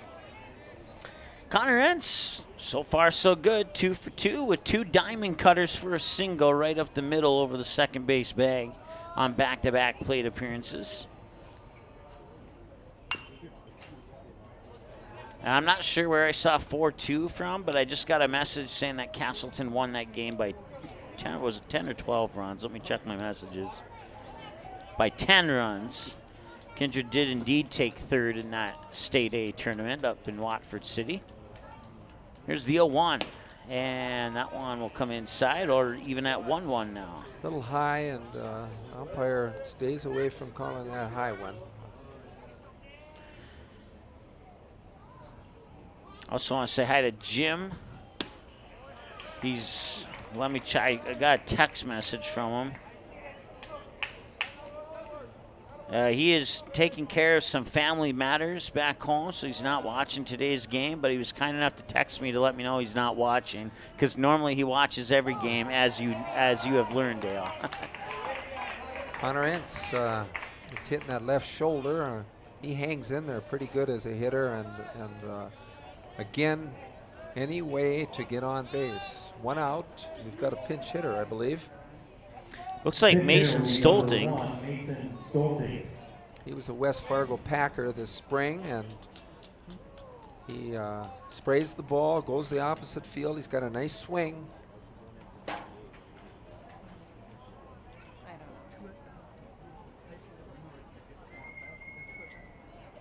Talking about something there with the umpire. I think he's just giving him his name as a pinch hitter. Of course, the umpire has to multitask back there. He's definitely got to keep his eye on the roster. It's one of his duties.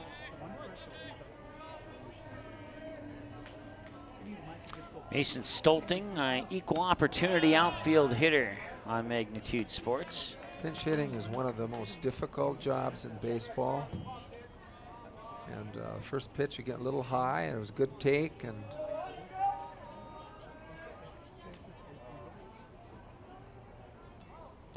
And that one comes in a little bit low for ball 2. Most, you mentioned that Stolting was a West Fargo Packer. Most, if not all of the players from Sioux Falls East coming from Sioux Falls Lincoln or Sioux Falls Washington, the two high schools, two of many high schools. Roosevelt is one of them that we played this spring, I know, too. 2-0 pitch. That one fouled up and back, 2-1. Nice swing, 21 count. Please return our phone balls to the ticket booth. Thank you, ladies and gentlemen. We'll give you $1. How much do you get? $1? For a ball? Yeah. Boy, I should be racing after them. My wife never gave me my allowance this week. 2-1. Had to save the allowance for the trip down here. That's what I heard. 3-1. It costs a penny. This day and age, it costs a pretty penny. Yeah, it certainly was not cheap. That's for sure.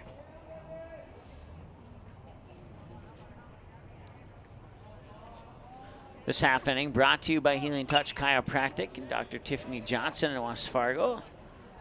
One of many of our sponsors bringing you coverage of the West Fargo Patriots here at the Central Plains Regional Tournament in Rapid City, South Dakota.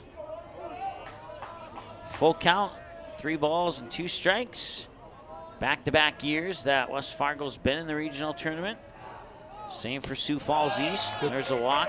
It's a good eye. That was a good pinch hit right there, and showed patience.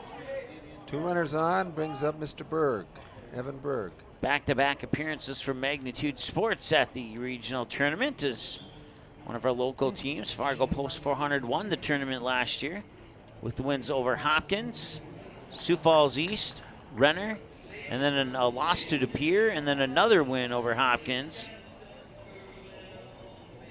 And after a 1-0 win for Fargo Post 400 over Hopkins in the first round of that tournament, they would come back and knock out an 11-1 win in 6 innings, thanks in part, but not in all, but in part to a grand slam to left by Andy Mock. That one's burned into my memory, and if you ever ask me what my call was on that play, you could ask me at any time 24/7, and I could tell you that's how much that play is burned into my mind. A grand salami.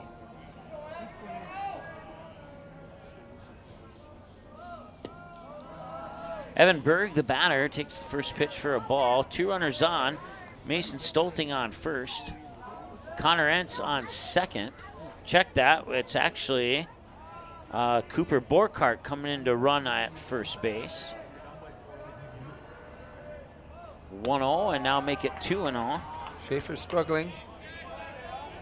Pitching coach was just out visiting with him, and people wonder, what does he say? And a lot of times it's pitcher starts to get a little tired, and he's losing his legs, and they remind him of that. And that strike comes in at knee level, 2-1. Evan Berg 0 for 1. He was hit by a pitch, and then he'd fly out to right field to end the inning last time he was at the plate. 1 out this time, 2 runners on. On deck is Peyton Jancy. Pitch is low for ball 3. Now you don't want to help that pitcher out now. You're down 4 runs, and base runners are just as important as base hits. Make him work. Don't help him. Schaefer will stare down the runner on second, deliver the 3-1. That one's hit up high. Right center field, going back, and it is... Nope, not quite. Up. It was a home run. It was a home run. A 3-run home run for Evan Berg. I believe it bounced off that Powerade sign underneath the scoreboard. You're right. And it looked like it bounced off the fence and came in play. We're a long ways away from there, and there's so much white background. But yeah, a big 3-run homer, and here comes the pitching coach to take him out. There you go, Josh. You let me know if that's the same one you have. So pitching change coming up here is West Fargo. 3-run homer for Evan Berg has pulled the Patriots within 1 here in the top of the 5th with 1 out. Bases are cleared, and Peyton Jancy will be the next batter against the new pitcher. We'll tell you who that is when we return in a moment here on Magnitude Sports. Good sportsmanship. It will carry you further in life than sports. Growing up in North Dakota, I learned to respect my opponents, the coaches, and the officials. The values of fairness and teamwork carried me to the highest level in my sport and allowed me to live my dream of playing football in the NFL. It doesn't matter if you're on the stage, the playing field, or in the stands. We are all better when we show respect for others and practice good sportsmanship. Carry yourself with dignity. Being gracious makes the losses easier and the victories that much sweeter. So when the lights on the playing field, the stage, or the gym floor dim, you'll always have pride in yourself.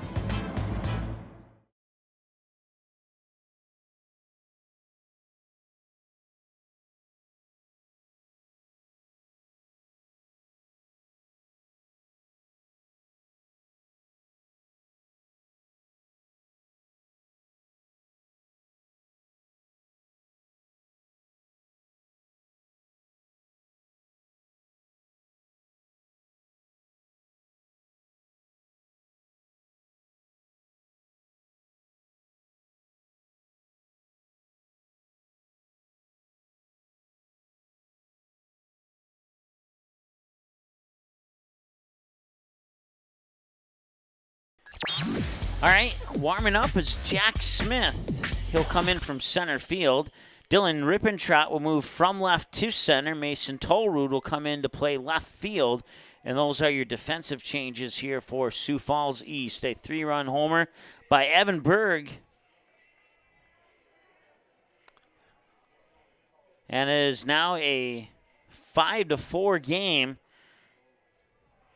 Boy, you called it earlier in the game how West Fargo has had a habit of coming back in late innings, and I told you I call them the cardiac kids, and Evan Berg really showed responsible hitting there. He sat on his pitch, and he kept his head on it. He didn't pull out, and I think he jacked that about 390 feet.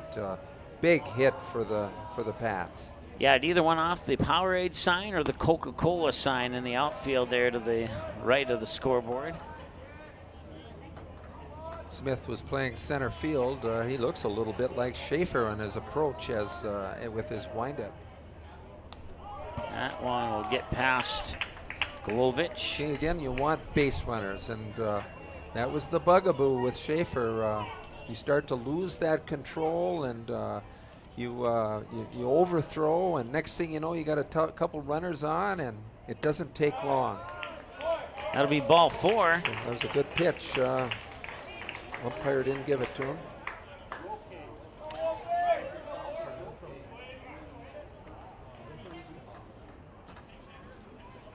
Pinch hitter will be number 4 for Fargo, Aiden Wolf. Aiden Wolf, pinch hitting. He's coming off a severely sprained ankle. He's been out.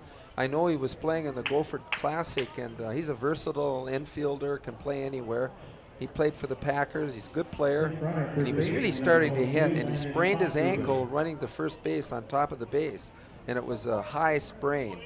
And he's been rehabbing, and it's good to see him back as a pinch hitter for Wiggestrand. Well, Landon Troffgruben coming in to take over the running responsibilities on first. The batter, Seth Wiggestrand, 0 for 1, sack bunt, and a strikeout swinging. Wiggestrand representing batter 8 in the lineup here for West Fargo as he takes the first pitch for a ball, and it's 1-0. His pitcher Smith is a little frustrated with that strike zone, and the ump is not calling that high pitch at all. He's been consistent with it. 1-0 pitch, in for a strike, 1-1. 1 hour, 18 minutes time of the ball game so far. Sean Carlson at Town & Country Credit Union, Dr. Tiffany Johnson at Healing Touch Chiropractic, and Buffalo Wild Wings and Runnings, bringing you broadcast coverage of the Central Plains Regional Tournament. And that one's inside for a ball, and it's 2-1.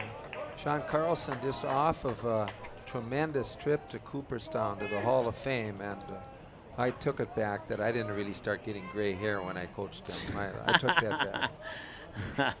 Didn't you say earlier, I don't know if it was on air or off air, that he was texting nice things about you? Yes, and that's not really him. That's not his DNA. I know his sarcasm. His dad can be the same way. 2-2 here to Wiggestrand.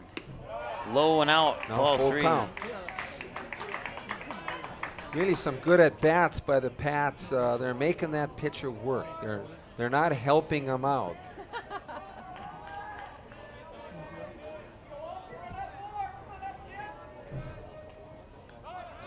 That one's fouled back.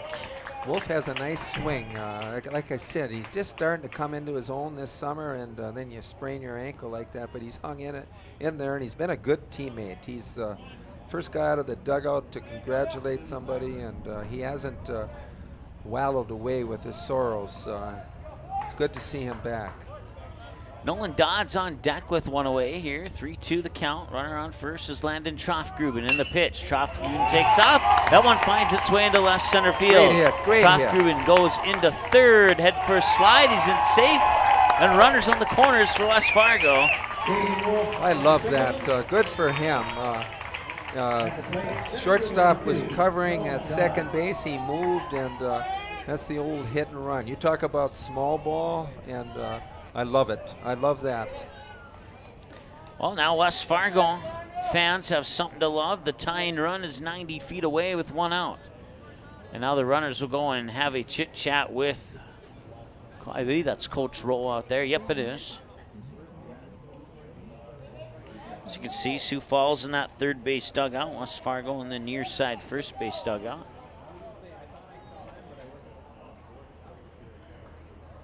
So once again, runners on the corners. Landon Troffgruben on third. Aiden Wolf on first. And the batter will be Nolan Dodds. Dodds, batter 9 in the lineup with Hammond on deck at the top of the order with 1 away. I've said many times, Dodds is like a second leadoff man. He's got a nice level swing, and he's a contact hitter. Smith looks at Wolf on first, and he delivers. That one's fouled off. Nice swing. 0-1 to Again, you got to be Dodds. in that mode where you don't want to help that pitcher out. He's struggling right now, and have the patience to wait for your pitch. And I know that's hard to do sometimes, but you can't let anxiousness overtake your thinking. See, good take right there. It's like Evan Berg's bat waited for a 3-1 pitch that was right down the chute, and he didn't lose his patience, and it's called a jack job. We'll see if they go for the double steal here or not. Anything's up here. 1-1, runner does not go, and it's a bunt. Beautiful and bunt. It's going to be a hard and throw home, and he threw it to the backstop. West Fargo has tied the game. Heading into third is Aiden Wolf, and heading into second is Nolan Dodds. Dodds will reach on a fielder's choice. He'll move to second down in the air. I'll give him a hit. There's no way they would have gotten him at first on that. It was a tremendous bunt. I'll give him a hit on that. We'll go ahead and give him a hit then. And find him at second. That's called a safety squeeze that was absolutely run the right way. That's small ball. Boy, we got a new ball game, Mike. We got a new ball game. Second and third with one out, and a 5-5 ball game here at Dave Plouffe Field in Rapid City. The batter is Brennan Hammond. 1 ball, no strike. Make it 1 ball, 1 strike. Hammond is 0 for 3. Struck out swinging and a pair of ground outs since then. See if Brennan can be patient on this pitch. 1-1 pitch. He wants to throw a strike. And gonna steal home, and he takes the lead. And it goes into the books as a Buffalo Wild Wings strikeout for out number 2. And Aiden Wolf steals home to give West Fargo the lead. I will call that a pass ball. The pitch was low, but the catcher should have blocked that.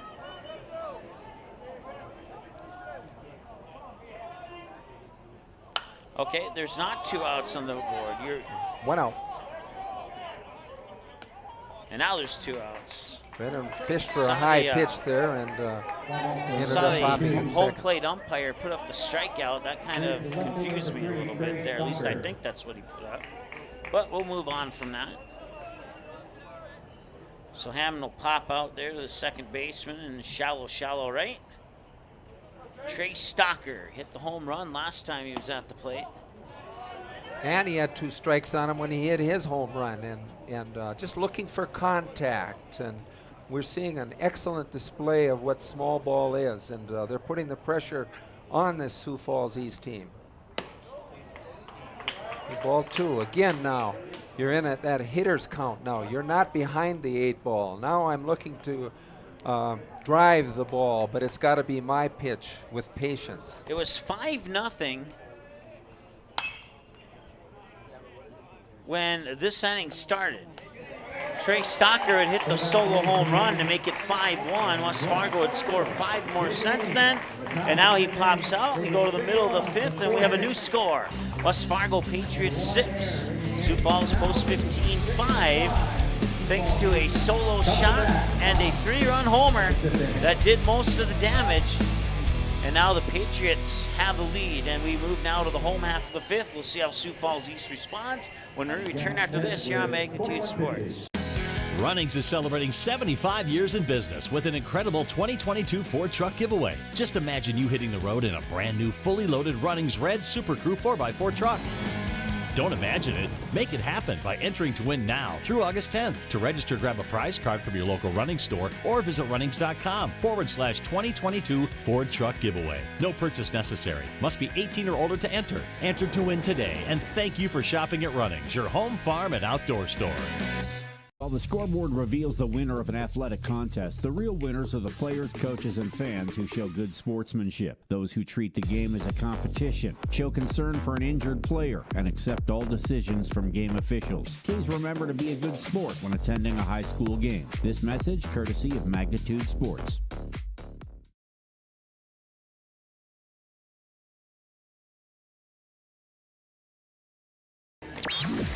All right, 6-5, Jackson Bow up to the plate here for Sioux Falls. West Fargo leads. Bow with a line drive, laser shot to Seth Wigestrand at second. That was a laser. Aiden Wolf, I believe, is in at second base now. Oh, yeah, you're right. I just saw the jersey number. He just had to bend down, and that was a 95, 100-mile-an-hour fastball. 1 pitch, 1 out. Can't ask for anything better than that, and now it is Ethan Bruns.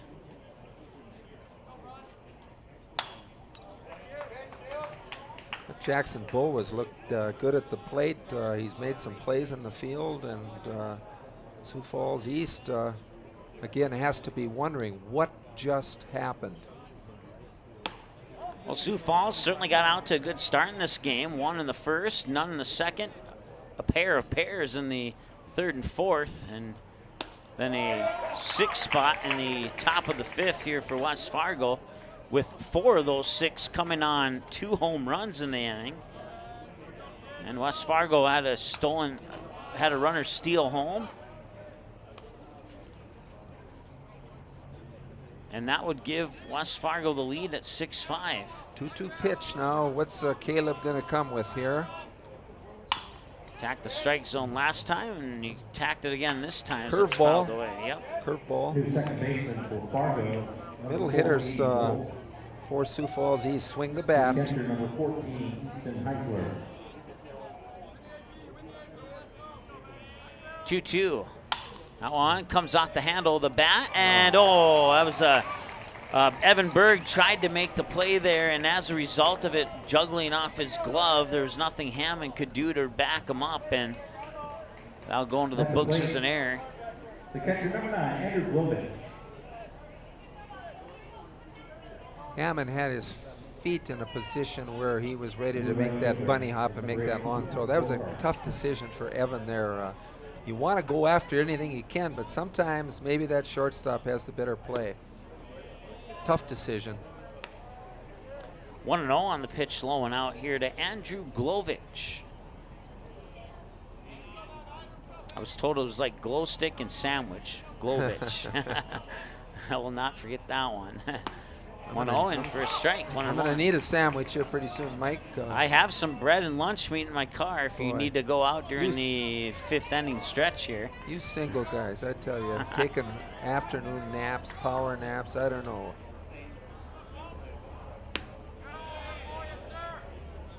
Umpire, if I were going to categorize his umpire in this game, he's got a tight zone, and he's been pretty consistent, but it's a tight one. Sometimes they're hitter friendly, sometimes they're pitcher friendly. Low and out, ball 3 here to Glovich. Do not want walks, and easier said than done. Caleb's rhythm, I think, is still there here in the bottom of the 5th. And he does not call that a high pitch. It's close, but it was a ball. Runner on first for Sioux Falls. And a runner on second, too, and brings up Sawyer Tolk. And now here comes warming up. Coach Rowe. And as you mentioned, nobody warming up, so it looks like maybe either a talk or it's a switch on the infield, and it looks like it's just going to be a talk. I can remember in the state tournament when my grandson Casey was pitching and Coach Rowe went out to talk to him, and after they won the tournament, I said, "What did you say to Casey when you went out there?" And Coach Rowe said, "I can't remember." Everybody was so excited after that. And I'll tell you, Coach Rowe, and he's got a great coaching staff too, by the way. Quinn Irie has really got a baseball background. And these guys, I take my hat off. You cannot believe how many tough decisions you've got to make in a tournament like this. And yeah. They do a job. They really do. Caleb Deere on pitch 74, according to my numbers. And that one's going to be popped up. And making the grab there was Clemenson. Right after that little talk out there, next pitch, he gets him to pop up. See, when my wife talks to me like that, when she tries to settle me down, it absolutely doesn't work. It does not work. You write this stuff down, Mike, when you get married. Maybe when you have Coach Roll talk to you instead. I don't know. Pitch outside for a ball. 1-0 here to Mason Tallrood. I got a stubborn streak in me.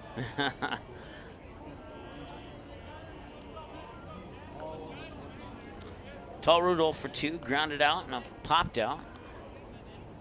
1-0. And that one's high for ball 2. A lie. He wanted to, Tallrood wanted to go after that one, but he checked it. 2-0 count now, and Caleb wants to, he wants to hit that mitt.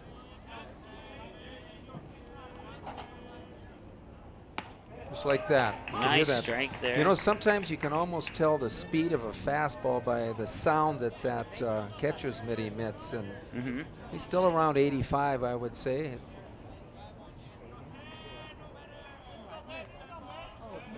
2-1 as Deere looks back at the runner on second and gets Tallrood swinging for strike 2. Tallrood went after that high one there, which probably would have been a ball, but it looks good when it's coming there. And as I said, these guys like to have that uppercut swing that can drive the ball. Has a pitch to work with here, and that one's fouled away, and he'll still have a pitch to work with. That was another high pitch.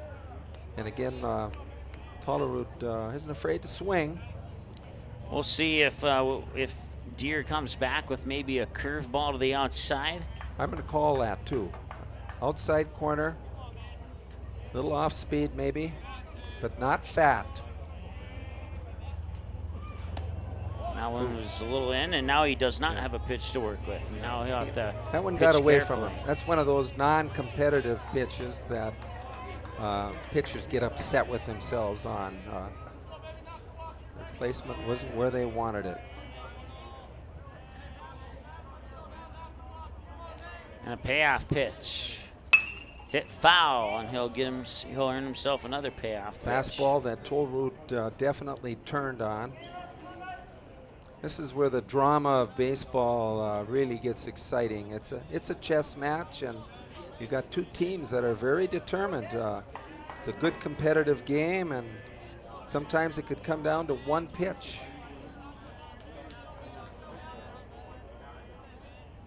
Runners go, pass ball, and doesn't matter, ball 4.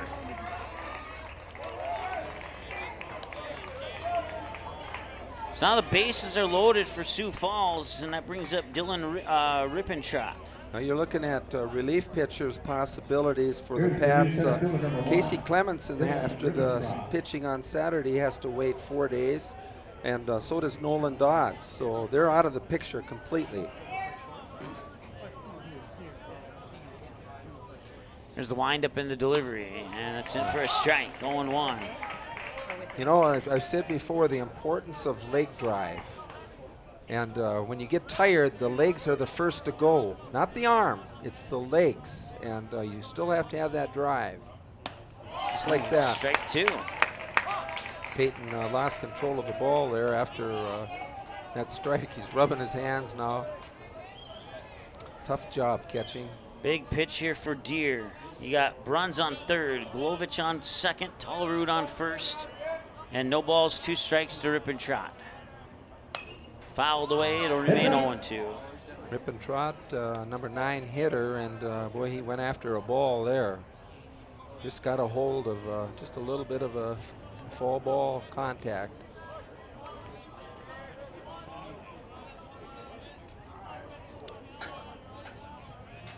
Now Deere will step off.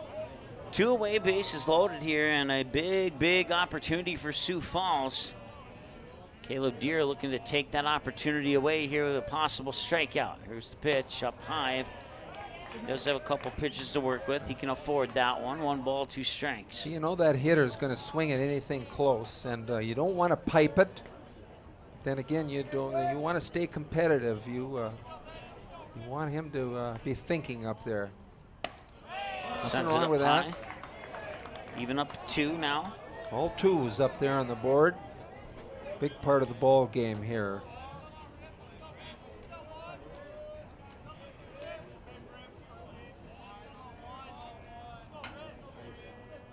And the pitch. Right there. Got it in for a strikeout. Buffalo Wild Wings strikeout number 5. And they leave 3 stranded on base, and that ends the 5th inning of play. And the score remains West Fargo Patriots 6, Sioux Falls Moose 15-5. We'll be back with more after the break here on Magnitude Sports. Talk to you in a moment.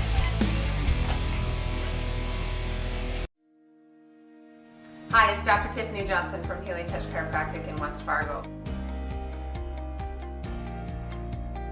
What impact I want to make, how my office is different, how my niche is different. It is all about giving people hope and helping them believe that their bodies were made to heal. Let me show you how your life can change through chiropractic at Healing Touch Chiropractic.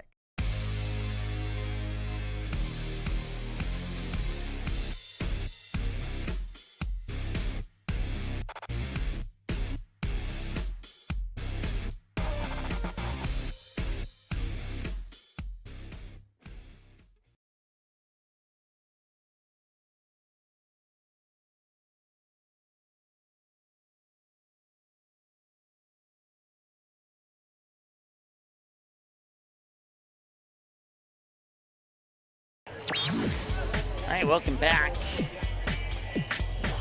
6-5 in favor of West Fargo thanks to a big top of the 5th inning for the Patriots. And it'll be Casey Clemenson alongside Connor Entz and Mason Stolting, the scheduled batters here to lead things off in the top half of the 6th. We're an hour and 38 minutes into the ball game. I thought this game would be a little closer. We'll tell that to Sean Carlson. That we thought the game was going to be a little closer, and he can think about that one.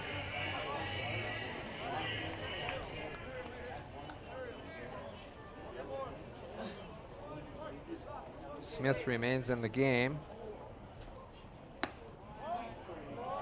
This pitcher's definitely, or this umpire has a tight strike zone, and watching from the bench, you got to know that. You're looking at tendencies.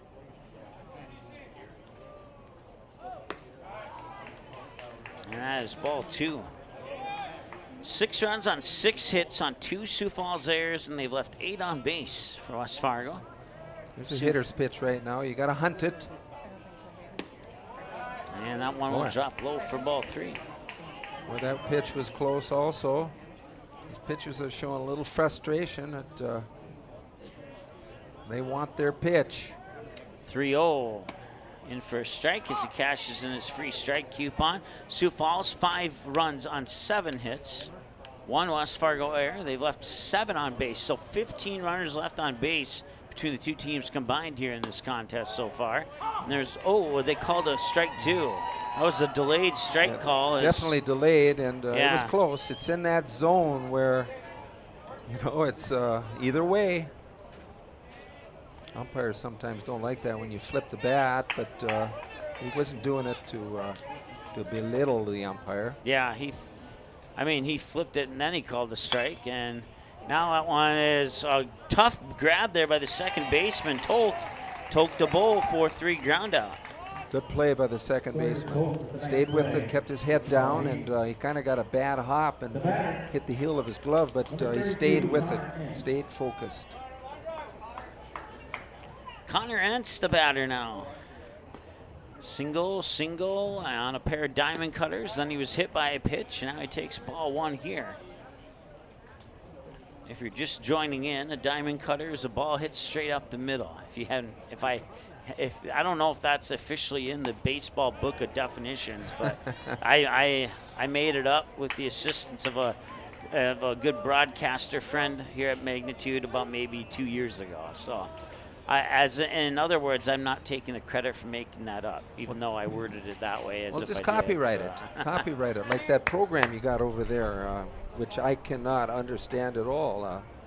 I think you could be working towards your first $1 million on that copyright. It doesn't have to be copyrighted. It's complicated enough. Nobody could duplicate it. Would you agree? Well, I tell you, you show me you have that ability to multitask on that thing. I don't dare try it. There's another good hit by Connor. Excellent hitting. A diamond cutter a little off to the right, so we'll call it a base hit to center field instead of a diamond. He's showing patience today. He's waiting on the ball, and that outside pitch, when you try to pull it, those are the kind that you pop up or you hit a little weak grounder to the left side, and when you watch hitting like that, man, that's pretty. I love it. I think this is Seth Wiggestrand. I think catch that's jersey Cooper, number. I think it's number 8, Cooper. You're right. It is Cooper Borkart. 8, 9, they almost look the same. Stolting had pinch hit for Heupel. Oh, that's right. He came into. Yep, you're right. Swing and a miss. Strike 2 here to Cooper Borkart. Evan Berg. Yep, he's on deck. Ocarty was a little indecisive there on that swing. Should I or shouldn't I? And that's a good take there. Got to guard it. Cooper's have been around this program a long time. He's been on quite a few state championship teams, and he's been a team player.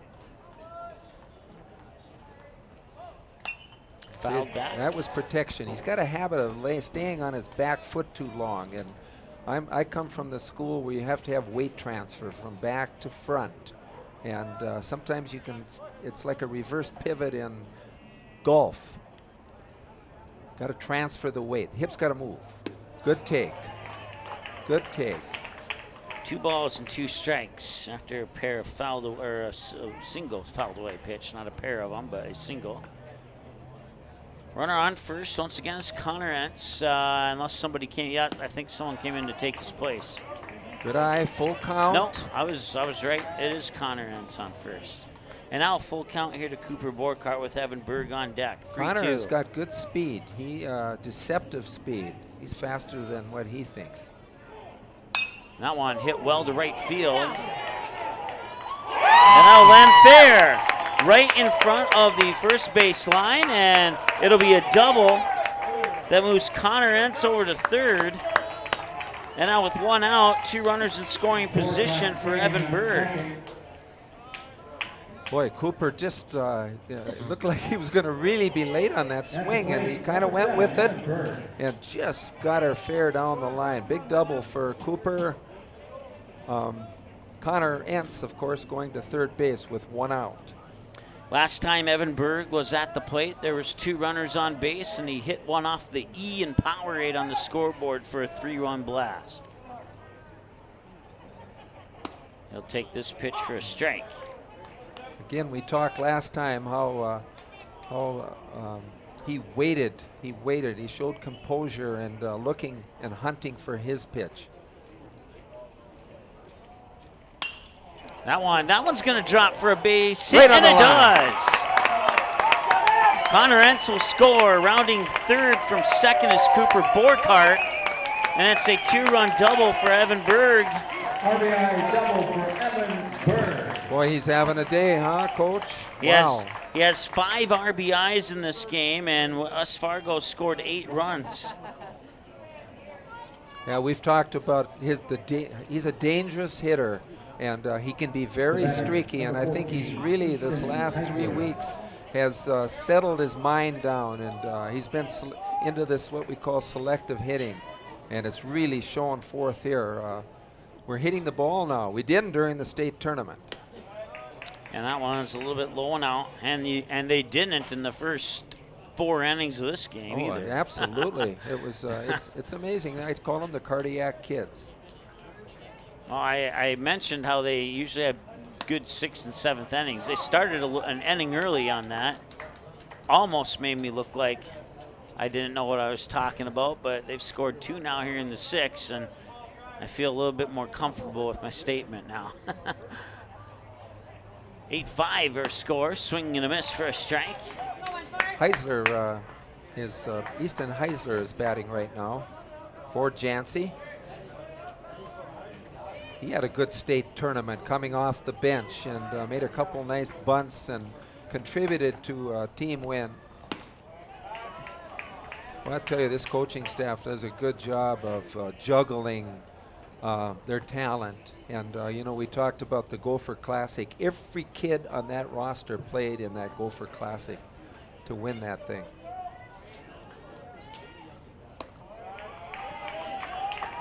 Smith is struggling. Again, when you see pitches outside like that, he's coming over the top, and the hips are coming out too soon, and he's overthrowing. He's not in a rhythm. Payoff coming up here to Heisler. That one's popped straight up.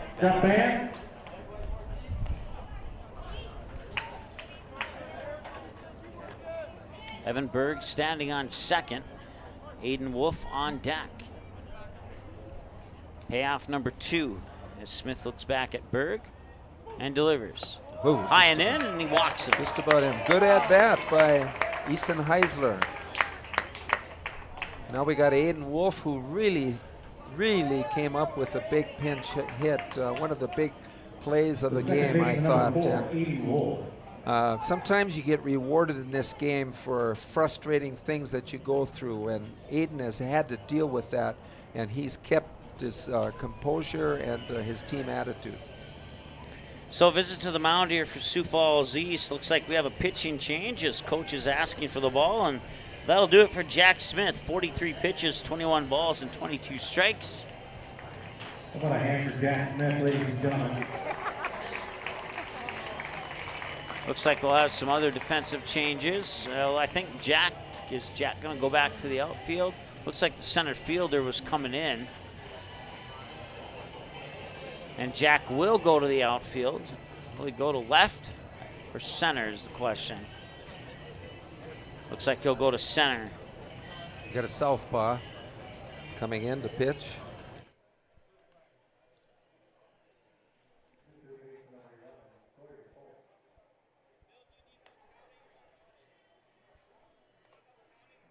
No, we don't. He had his glove on his right hand there for a while. I don't know what he was doing. And Ethan Bruns. Number 16. So that means we have a new third baseman as well, and that appears to be number 11. That is Sawyer Tolk.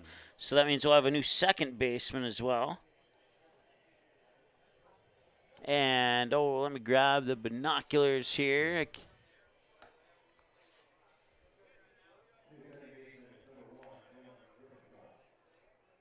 And that is number 1. Let's see here.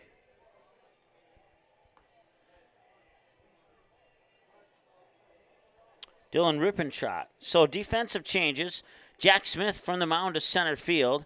Ethan Bruns from third to on the mound. Sawyer Tolk from second to third. And Dylan Rippentrott to second base. And that's how Sioux Falls East will set up defensively as they trail in this one by a score of 8-5. Sioux Falls scored 3 in 3 of the first 4 innings, and they have not scored since. And West Fargo scored in every inning since the last inning that Sioux Falls scored. So we've had scoring in every inning except for the second inning from one of these two teams. As a pair of goose eggs were put up in the top and bottom half of the second. I believe the second inning was 6 up, 6 down, if I remember correctly. Yes, and I really thought this was going to be a low-scoring game at that period, the way the starting pitchers looked. And I just didn't see this coming, but I have been waiting for this type of explosion for a while from these pat hitters.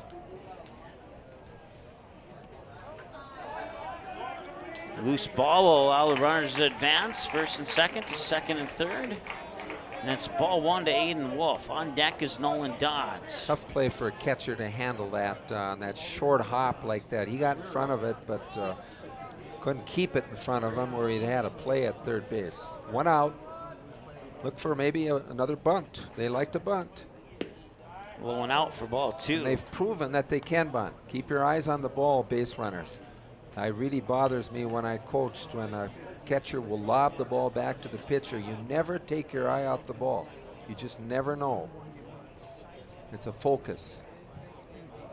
2-0 pitch. That one bounces into the turf for ball 3. As you mentioned. It's you got to, and you don't turn when you never take your eye off a ball. I learned that from a coach a long time ago, and it's so truthful. You can be a good base runner and not have real good speed, but you got to be focused on what's happening. And ball, that hit the corner, so it's a strike, 3-1. Thought it was outside. I thought he was going to walk him on 4, but 3-1 count. He's going to try to throw a strike now. He does not want to walk anybody, and you got to be ready for that. Just like that. And he does throw a strike, and a nice grab there by Rippentrott. At second, run will score on the RBI ground out. Evan Berg comes in. Heisler moves over to third. And it's now 9-5 with 2 away. And Nolan Dodds steps up to the plate. Another good at bat by Aiden Wolf. He hit that right on the nose. He got robbed of a hit, but he drove in a run. That's the big thing.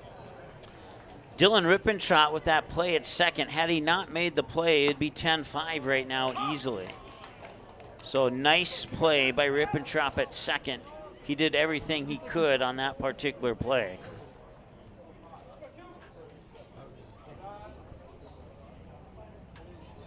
First pitch came in for a strike, and the second one does too. As it looked, I didn't know if he tried to square up on the first pitch. I was looking down, but he's a very good drag bunter. He's probably the best bunter on the team, and he's not afraid to bat with 2 strikes, though. He's normally a contact hitter.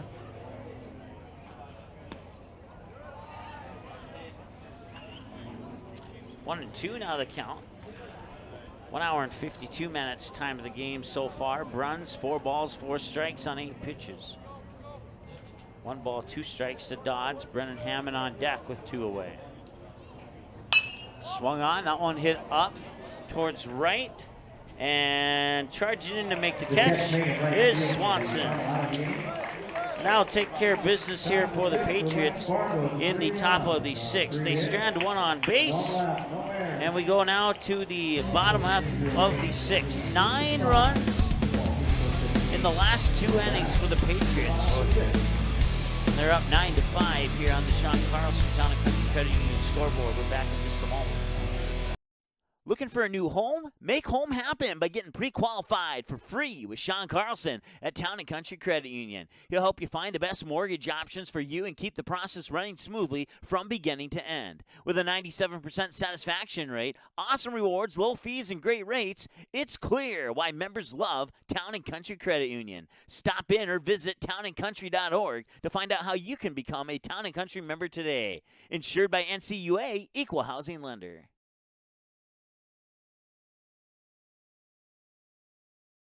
Buffalo Wild Wings win-win value lineup gives you and your friends more for less. With buy one, get one half off traditional wings every Tuesday. Buy one, get one free boneless wings every Thursday. And $3 tolls every day. Only at Buffalo Wild Wings.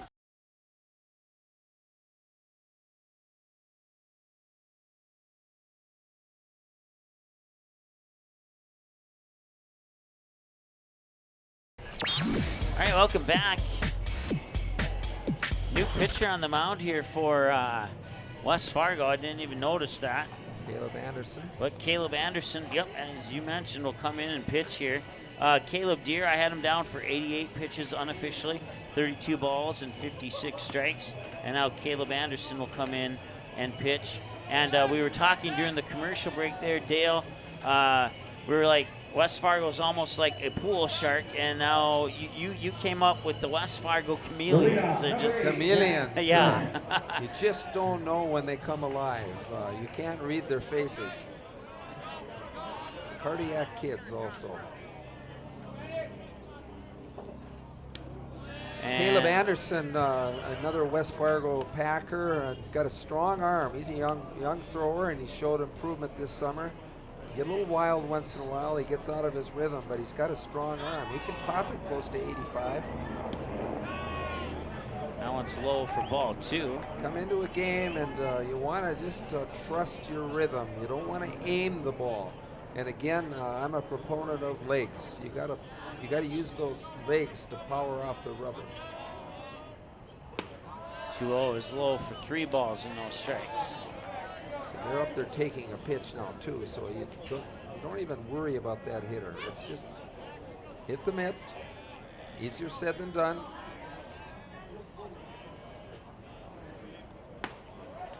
And there's a strike. Caleb Anderson getting that first batter jitters off, coming in from the bullpen. Swing, and I think he got a piece of it. The stands are filling up a little bit behind home plate. Of course, Rapid City 22 will be the host team this last game in the evening, and I expect even a bigger crowd. And for the hard hat fans, you know exactly how to watch that game. Wow. Got him wow.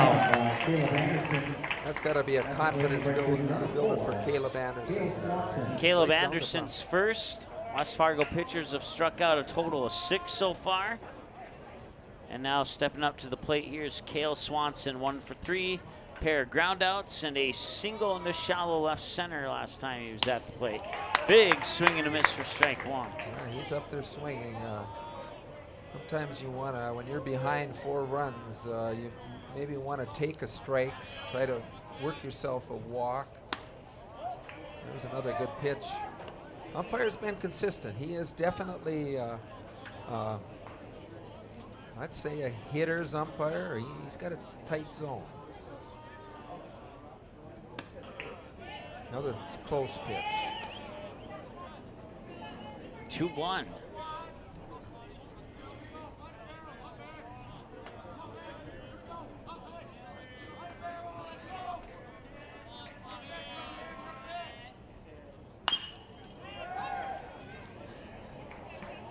And a little toss back to Anderson from Clemenson. That's a 1-3 ground out, and that's 2 up, 2 down here for Sioux Falls East. Now, something I watched on that play that Caleb Anderson did immediately, as soon as the ball was hit to first base to Casey, right away he sprints to first. I was very impressed with that. You see pitchers sometimes, and in MLB too, that get lazy with that, and you had to get that assist, and you have to hustle to get over there. Good play. Miles Reese, the batter, takes that first pitch for a strike. He's 1 for 3, thrown out on a drop third strike, then a single to left and a ground out to short. And this one, a hard hit ball, one bouncer into the glove of Wolf at second. It's the 4-3 ground out, and it's a 1-2-3 inning here in the top of the 6th, or in the bottom of the 6th for Sioux Falls. And now we go to the 7th. Patriots looking to add to their 9-5 lead and make it a little bit tougher in the bottom of the 7th for Sioux Falls. We have 1 frame to go, at least we think we do. We'll be back with that potential final frame right after this and see what happens when we return after this here on Magnitude. Hi, it's Dr. Tiffany Johnson from Healing Touch Chiropractic in West Fargo. What impact I want to make, how my office is different, how my niche is different. It is all about giving people hope and helping them believe that their bodies were made to heal. Let me show you how your life can change through chiropractic at Healing Touch Chiropractic. Buffalo Wild Wings win-win value lineup gives you and your friends more for less. With buy one, get one half off traditional wings every Tuesday. Buy one, get one free boneless wings every Thursday. And $3 tolls every day. Only at Buffalo Wild Wings.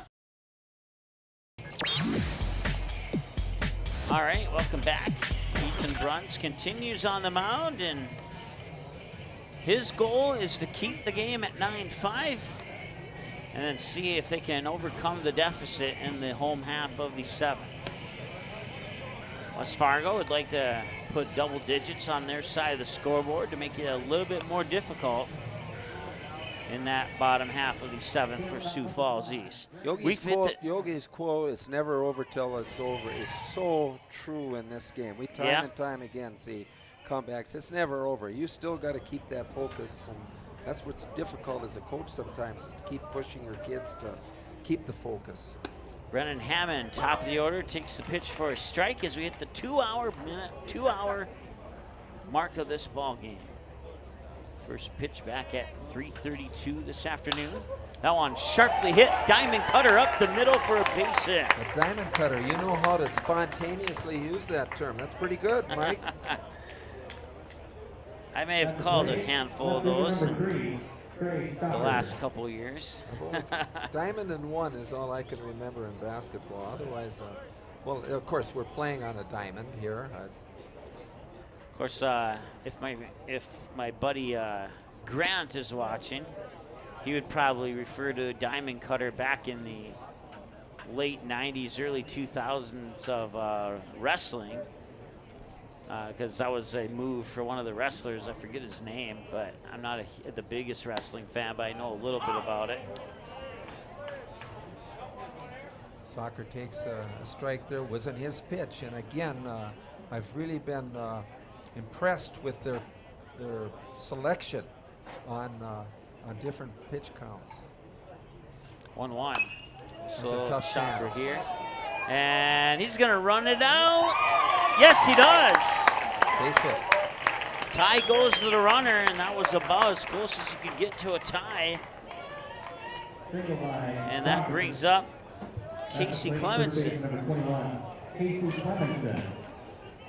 Good hustle by Stockert. He has above average speed, and you saw the ball. It bounces fairly hard off that artificial turf, and really a tough play for the shortstop. Just barely got over the pitcher's head.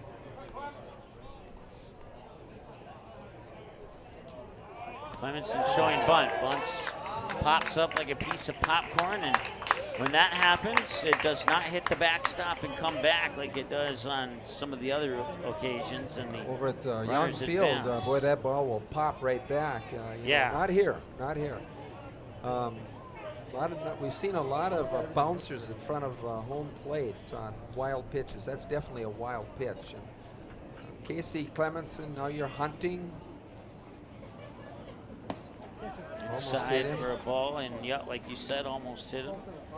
Kind of see the breeze coming off his orange sleeve on his a lot of players left get arm. hit is on that left arm, and he's a lefty.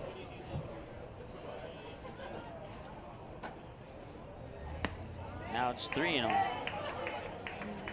And Bruns is potentially a pitch away from loading the bases for Connor Entz, who's on deck. Bruns is struggling with his control.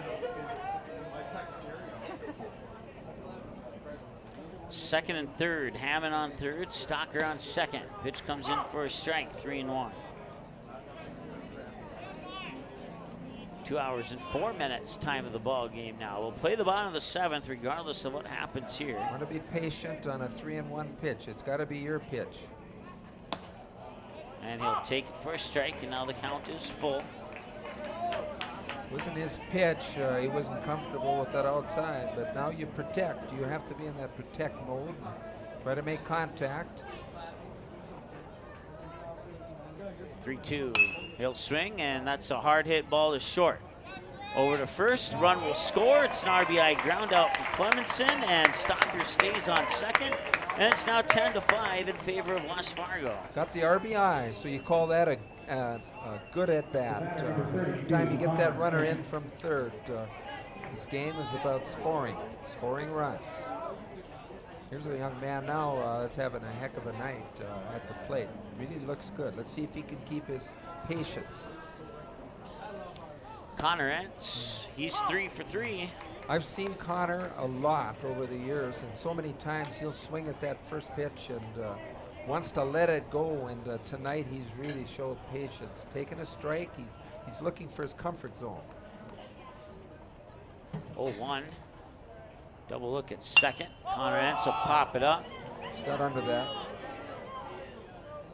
First baseman makes the catch. It's Jackson Bowe with the catch, and that's 2 away here for West Fargo, and that brings up Cooper Borkart, scheduled batter. At the plate, number 8, Cooper Borkart. Cooper got a big double down the right field line that kept the rally going.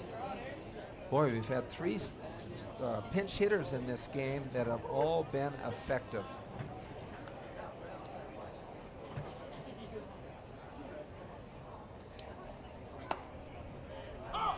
And strike.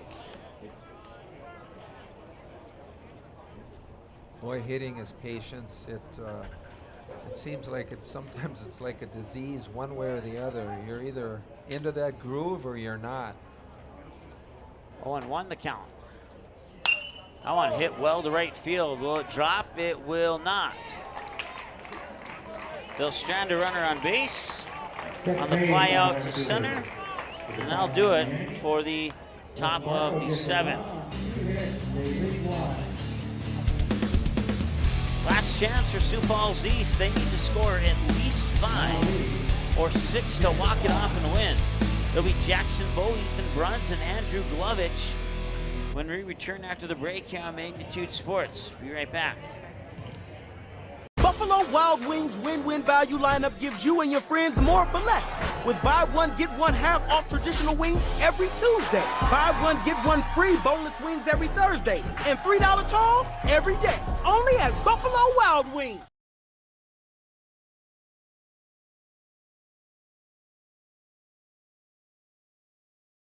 Looking for a new home? Make home happen by getting pre-qualified for free with Sean Carlson at Town & Country Credit Union. He'll help you find the best mortgage options for you and keep the process running smoothly from beginning to end. With a 97% satisfaction rate, awesome rewards, low fees, and great rates, it's clear why members love Town & Country Credit Union. Stop in or visit townandcountry.org to find out how you can become a Town & Country member today. Insured by NCUA, Equal Housing Lender.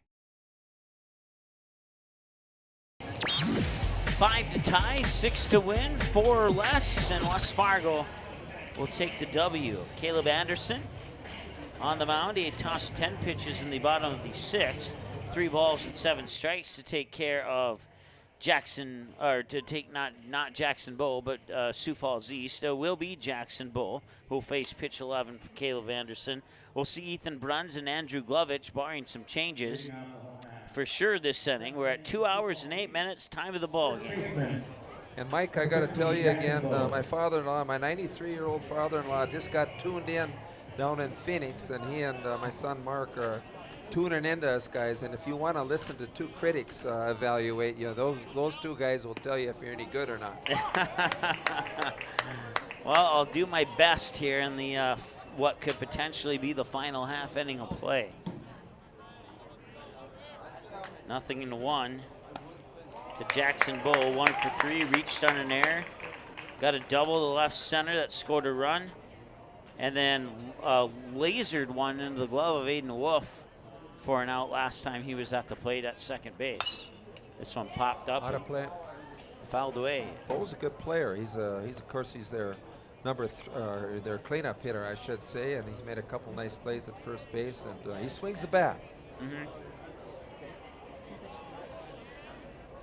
Well, Bo has not been afraid to swing the bat, that's for sure.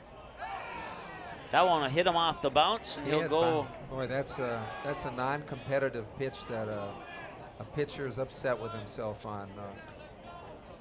And of course, even though the ball hit in the dirt before it hit him, it's the same thing. Just like if the ball bounces up, you actually can hit a ball that bounces into the strike zone area.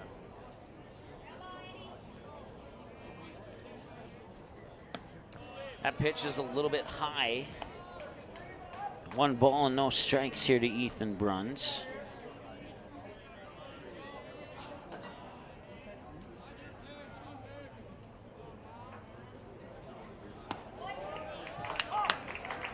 Good rhythm. Again, I like to talk about legs. The great quarterbacks coach at NDSU, Randy Hedberg, with his quarterbacks, he often talks about how you got to use your whole body. Another close pitch, and again, I think the umpire has remained consistent this game.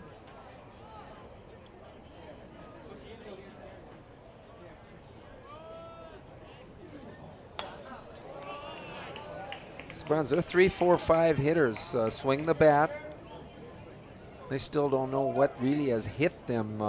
Just going along so smoothly and everything working, and all of a sudden, and that's baseball. Yeah.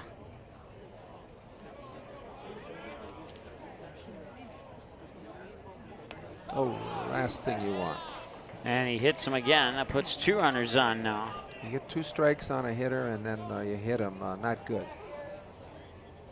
I could see coach coming out here to have a little visit with him.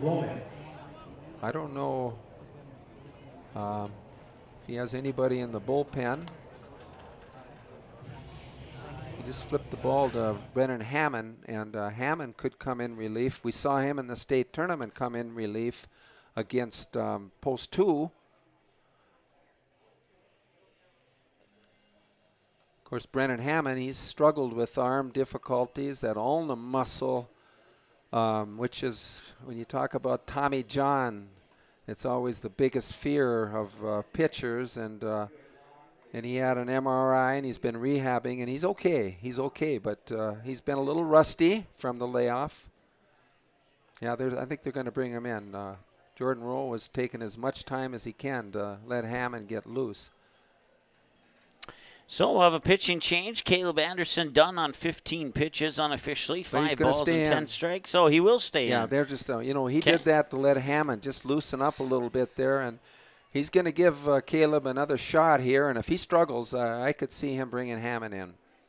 Well, yeah, and I wouldn't be a bit surprised if you called that right on.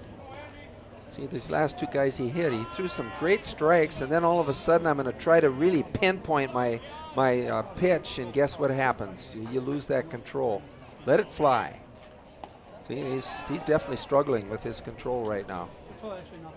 Runners will advance. Pitching is rhythm, and you start aiming the ball or trying to do something to overpower a hitter.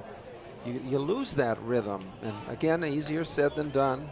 He's a young man with a lot of potential. He's been getting better, and see if he can learn something from this experience right now and make that adjustment. Andrew Glovich, 0 for 2, pair of strikeouts and a walk.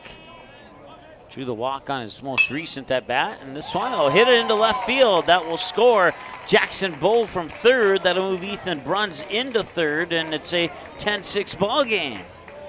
This game is not over by any means, and nobody knows that better than Coach Roll. They're going to play into double play position at short and second, and they want outs. They'll give up this run, but they want outs. So runners on the corners now, first and third for Sawyer Toke. That pitch is in for a ball, 1-0. Sometimes you can be your own worst enemy on the mound. Start thinking a little bit, playing the if game. And runner goes, throw a second, not in time, and Hammond comes in to cut that off to make sure that run stays at third, and they'll get the free stolen base. Caleb did not look that runner back at all on first base, and that's okay now. You want outs, that's where your concentration and focus should be. Pitch came across as a strike. It's 1-1 here to Sawyer Toke.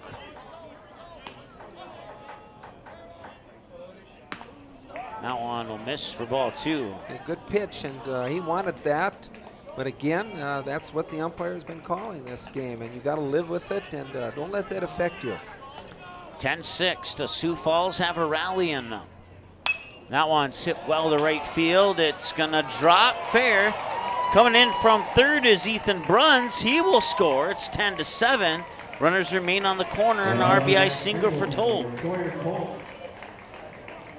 Now, they don't remain on the corner because they were on second and third, but you got the initial idea. I think that's it for Caleb. I see Hammond coming in now. I'm not for sure, but if that is it, I had him for 22 pitches at 9 balls and 13 strikes. And that will do it. Coach Roll will make the decision to change pitchers here at the 2-hour and 15-minute mark.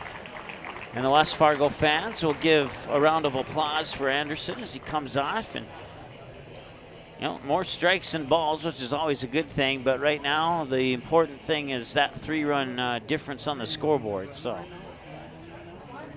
that's important for both teams. Connor Enns just put on a glove, and he's out on the field. Evan Berg looks like he might be the replacement. That surprises me a little bit. I thought he was, when he had Hammond thrown over there at shortstop. Number 32, Connor Enns. Connor Enns will go into third base. Connor Enns, of course, is a pitcher also. Evan Berg is a battler, and of course, right now at this point in the game, I'd have to say he's the player of the game with what he's done at the plate. Now he's got a chance to really close the door here on this game. Sioux Falls East team. 10 runs on 11 hits, 2 errors for Sioux Falls, and 10 left on base so far here for West Fargo. And for Sioux Falls, 7 runs on 9 hits, 1 West Fargo error. And they've left 7 on base up to this point here, and they trail in this ball game 10-7, but they've put a pair on the board. They've never put more than 2 on the board in any inning this so far. They had 1 in the first, 2 in the third, 2 in the fourth, scoreless in the second, 5th and 6, and now they put 2 on the board here with nobody out and another runner 90 feet away and another runner on first. And Evan Berg is going to look to get out number 1. That's the focus right now, is to get out number 1. Because if you can get 3 outs, that's okay if you give up 2 runs, but not if you give up 3. If you're a West Fargo fan or a West Fargo coach or a West Fargo player for that matter. Again, the Pats are going to give them that run on third. They want outs. They're going to play back pretty much medium range, get that double play if they can. Tolroot is, number 8 hitter? I believe you are correct. Yes, number 8 hitter. First pitch comes in for a ball here for Mason Tolroot. 0 for 2. Ground out, fly out, drew a walk last time he was at the plate. Here's the 1-0. Swing and a miss. He went way early on that one, and a little bit of that a cost change-up. him. A little bit of a change-up. His motion, Evans' motion, looks like he's going to throw it 100 miles an hour. He really has a lot of body into it. That one hit hard to second on the bag, over to first for 2. It's a double play.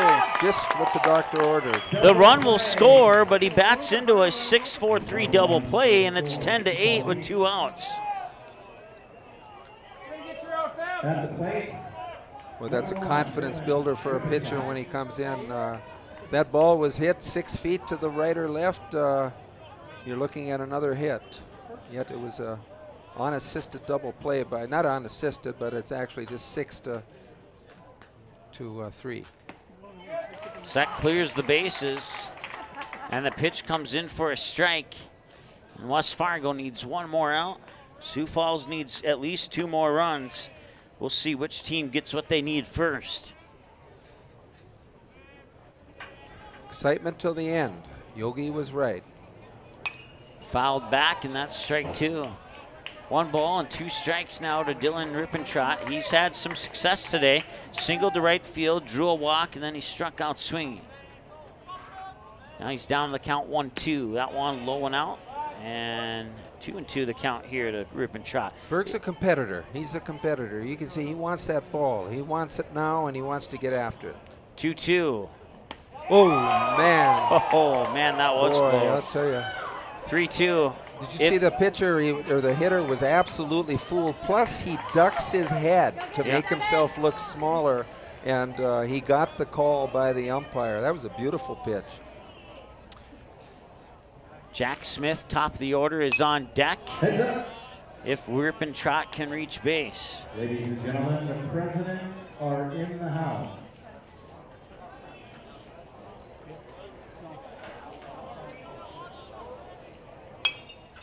That one popped up and out of play.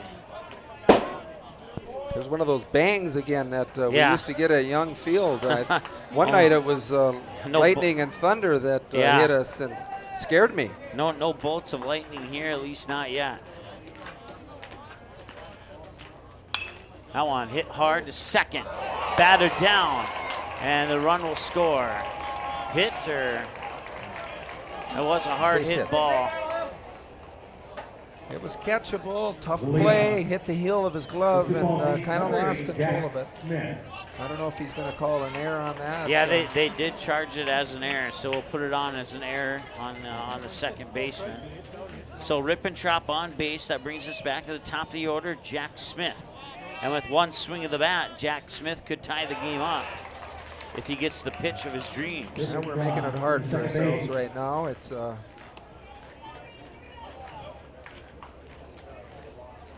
be surprised to see Coach Roll go out to the field again here, and you got to keep your composure. You got to keep your focus.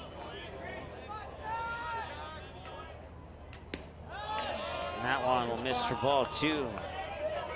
Brennan Hammond came into a game in the state tournament and pitched to 1 hitter, and if he gets this guy on, I could see that happening.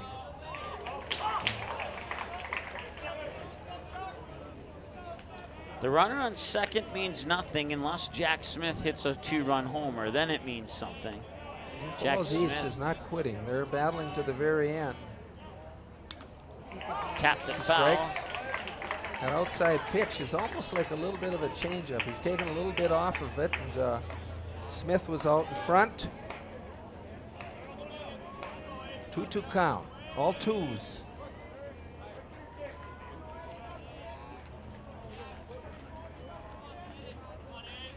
And the windup. Tapped it foul. He'll earn himself another pitch. That was a good pitch there on the inside corner and down about knee level, and pitcher or the hitter Smith just got a piece of it. Cale Swanson's on the on-deck circle for Sioux Falls if we get to Oh, it. man. There's a strikeout. And that will end the inning. Your final score here, the West Fargo Patriots 10, Sioux Falls East Post 15 8. And a great ball game between these two squads. And now Post 15 has lost 2 in a row. The state championship game in the South Dakota State Tournament and the first game of the Central Pines Regional Tournament. And so let's go ahead and take a look at the schedule here. That will set up tomorrow's action with only two teams pending. As the two teams will meet up. And once again, even though the scoreboard didn't go in favor of Sioux Falls, we hope that's the only thing you didn't enjoy about this broadcast, and we certainly appreciate you tuning in. Let's take a look at that schedule as the teams shake hands. So St. Michael's, the Minnesota champ, will take on the host team, Rapid City Post 22, coming up here at it says 6:15, but I'm guessing it's going to be closer to 6:45. So Millville will play Sioux Falls East tomorrow at 9:30 a.m. Mankato will play the loser of St. Mike's and Rapid City at 12 noon tomorrow. Millard South and West Fargo will play at 3:30. Catch the Millard South-West Fargo game here on Magnitude Sports. And then the nightcap tomorrow will have Creighton Prep taking on the winner of St. Mike's and Rapid City Post 22 at approximately 6 p.m. So Magnitude Sports will be on the air again at approximately 3:30 tomorrow with Millard South and West Fargo. That should be a good matchup. Millard South, even Millard West out of Omaha, Nebraska, have been powerful teams, a lot like West Fargo Post 2 out of North Dakota. That's kind of what Millard South, Millard West is out of Omaha, Nebraska. That should be a good matchup coming up tomorrow at 3:30 p.m. tomorrow. And then, of course, 3 games on Friday. With the win here today, we're guaranteed a game on Friday for the West Fargo Patriots. And then if they win tomorrow, we'll be guaranteed a game on Saturday, and then we'll just take it from there. So, so we will not have a broadcast of the next game. We'll not have a broadcast of the first 2 games as our final stats come in here. And we'll have the 3:30 game tomorrow just like we did today. We're going to take a timeout. We'll come back with some of those final numbers here in just a moment on the Magnitude Sports Network. Be back in just a second. Hi, it's Dr. Tiffany Johnson from Healing Touch Chiropractic in West Fargo. What impact I want to make, how my office is different, how my niche is different. It is all about giving people hope and helping them believe that their bodies were made to heal. Let me show you how your life can change through chiropractic at Healing Touch Chiropractic. Looking for a new home? Make home happen by getting pre-qualified for free with Sean Carlson at Town & Country Credit Union. He'll help you find the best mortgage options for you and keep the process running smooth from beginning to end. With a 97% satisfaction rate, awesome rewards, low fees, and great rates, it's clear why members love Town & Country Credit Union. Stop in or visit townandcountry.org to find out how you can become a Town & Country member today. Insured by NCUA, Equal Housing Lender. Buffalo Wild Wings win-win value lineup gives you and your friends more for less. With buy one, get one half off traditional wings every Tuesday. Buy one, get one free boneless wings every Thursday. And $3 tolls every day. Only at Buffalo Wild Wings. Runnings is celebrating 75 years in business with an incredible 2022 Ford truck giveaway. Just imagine you hitting the road in a brand new fully loaded Runnings Red Super Crew 4x4 truck.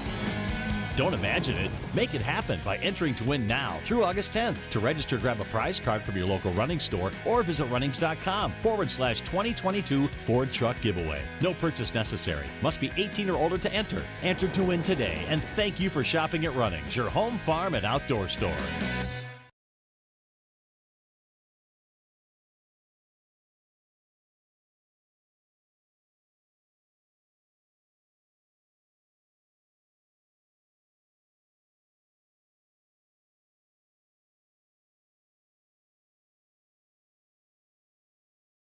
Magnitude Sports would like to remind you that whether you're watching from home or watching from the stands, to please respect officials. Without high school officials, games are canceled and players lose playing time. Contact your local high school to find out how you can become an official and stay connected to the game you love.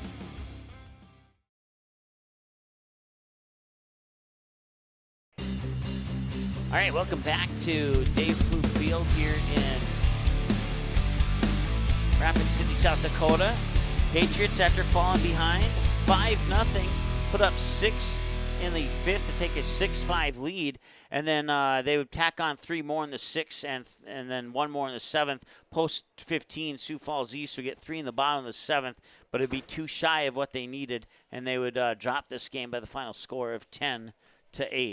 Taking a look at some of the final numbers here for Sioux Falls, Jack Smith had 2 runs, 2 hits, and 1 RBI, and he was left on base once. Cale Swanson, 4 at-bats, 1 hit, 1 RBI. Miles Reese, 4 at-bats, 1 run, 1 hit, 1 RBI. Jackson Bowe, 3 at-bats, 1 run, 1 hit, 1 RBI. And Ethan Bruns, 2 at-bats, 1 run, 1 hit. Andrew Glovich, 3 at-bats, 1 run, 1 hit, 1 RBI. Sawyer Toke, 4 at-bats, 1 hit and 1 RBI, and Mason Tallrood 3 at bats and was walked once. Dylan Rippentrop 3 at bats, scored 2 runs, 1 hit, and was walked once and struck out once as well.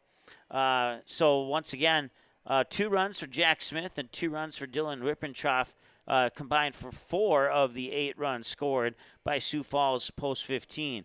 For Fargo, or for West Fargo, Brennan Hammond 5 at bats, 1 run, 1 hit, and he was left on base 3 times. He struck out once. Trey Stocker 4 at bats, 1 run, 2 hits, 1 RBI, was walked once, was left on base once. Casey Clemenson 5 at bats, and he had 1 RBI, and that was it. Connor Entz 4 at bats, 2 runs and 3 hits. Matt Heupel, 2 at-bats, and he would be struck out once. Mason Stolting, officially 0 for 0 as he was walked on his only at-bat. Cooper Borkart stepped up to the plate 2 times, scored 2 runs, 1 hit. Evan Berg, 3 at-bats, 2 runs, 2 hits, 5 RBIs, and was left stranded on base on 2 occasions. Peyton Jancy, 1 at-bat, and he was walked twice. And let's see here. Landon Trofgruben scored a run, as did Aiden Wolf. And 2, 4, 6. Connor Entz, Cooper Borkart, and Evan Berg scoring 2 runs each for 6 of the 10 runs scored by the West Fargo Patriots. Pitching-wise for Sioux Falls, Tate Smith, 4 1/3 innings, allowed 4 hits and 4 runs, and walked 4 batters, struck out 4 as he faced 17 batters. He faced 24 batters. Jack Smith, 1 inning pitch, gave up 5 runs on 5 hits, and he walked 2 on 10 batters faced. Ethan Bruns faced 7 batters, pitched 1 2/3 innings, had 2 hits, gave up 2 hits and 1 run, and struck out none and walked none. For West Fargo, Caleb Deere would pitch 5 innings. He'd face 27 batters, give up 7 hits, 5 runs, and he would walk 4 and strike out 5. Caleb Anderson would face 7 batters in 1 inning of play on the mound. He'd give up 2 hits and 3 runs and strike out 1. Evan Berg would face 3 batters and in 1 inning of pitching, gave up no hits, no runs, and struck out 1. That is your pitching stats for West Fargo. That's your game stats for everybody for both teams. Your thoughts after I mumbled all that one off? That's pretty good. A lot of numbers, and to be honest with you, I never would have predicted a 10-8 game. We saw Caleb Deere against Post 2 in the state tournament, and he was almost unhittable throughout a lot of that game. And this was a game Sioux Falls East team that we played today. They came out swinging, and when they were down, when they had the Pats down 5-0, they were confident.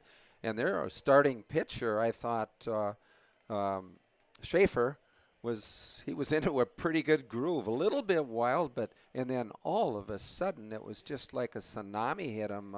6 runs scored, and the worm turned, and we've called them the cardiac kids. We've called them chameleons. I don't know what other. The baseball equivalent of a pool shark? A pool shark, whatever, but they've got it in their DNA to fight back. And we, like I said during the telecast in St. Paul at the Gopher Classic, they showed that ability. And it just seems like it's just been contagious. And we saw it in the state tournament. And this is a big win for them because anytime you come back like that, again, a team victory, their confidence level is very high, and they're not suffering from any type of a hangover after the state tournament that I saw after the Gopher Classic.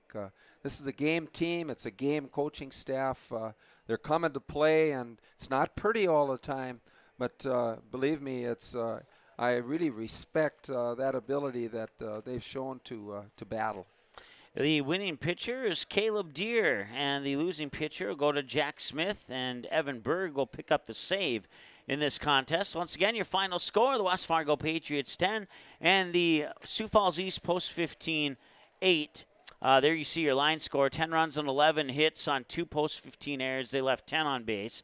Post 15, 8 runs on 9 hits on 2 West Fargo errors, and they leave a total of 8 on base. Let's take one last look at that schedule and let you see what's coming up tomorrow here on Magnitude Sports. So once again, we'll have the 3:30 game here on Magnitude between Millard South, the Nebraska champion, and West Fargo Patriots. And Moville will play Sioux Falls in the morning game, and Cato will play the loser of the upcoming game between St. Mike's and Rapid City, and Creighton Prep will await the winner of this upcoming game here between St. Mike's and Rapid City. So should be a good rest of the tournament. One down, and 1, 2, 3, 4, maybe 5 to go to get the championship and the trip to Shelby. But there's a bunch of teams standing in their way right now, and you don't want to come out and start predicting anything too soon. But it is the road to Shelby, and the winner of this tournament will go to that American Legion World Series.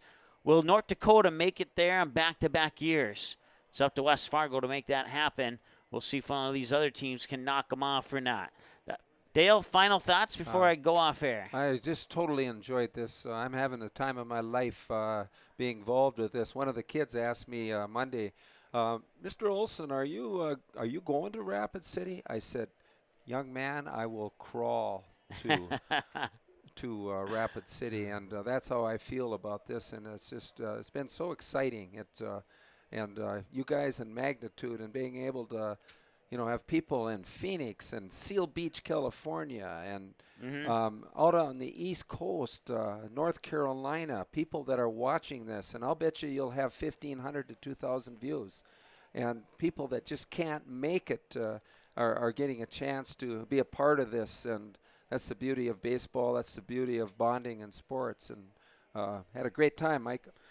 Official time of the game, 2 hours and 25 minutes. Your final score, the West Fargo Patriots 10 and Sioux Falls Post 15, Sioux Falls East Post 15, 8. It was a great game, and we look forward for another great game. We wish Sioux Falls East the best of luck in the remaining games of the tournament here.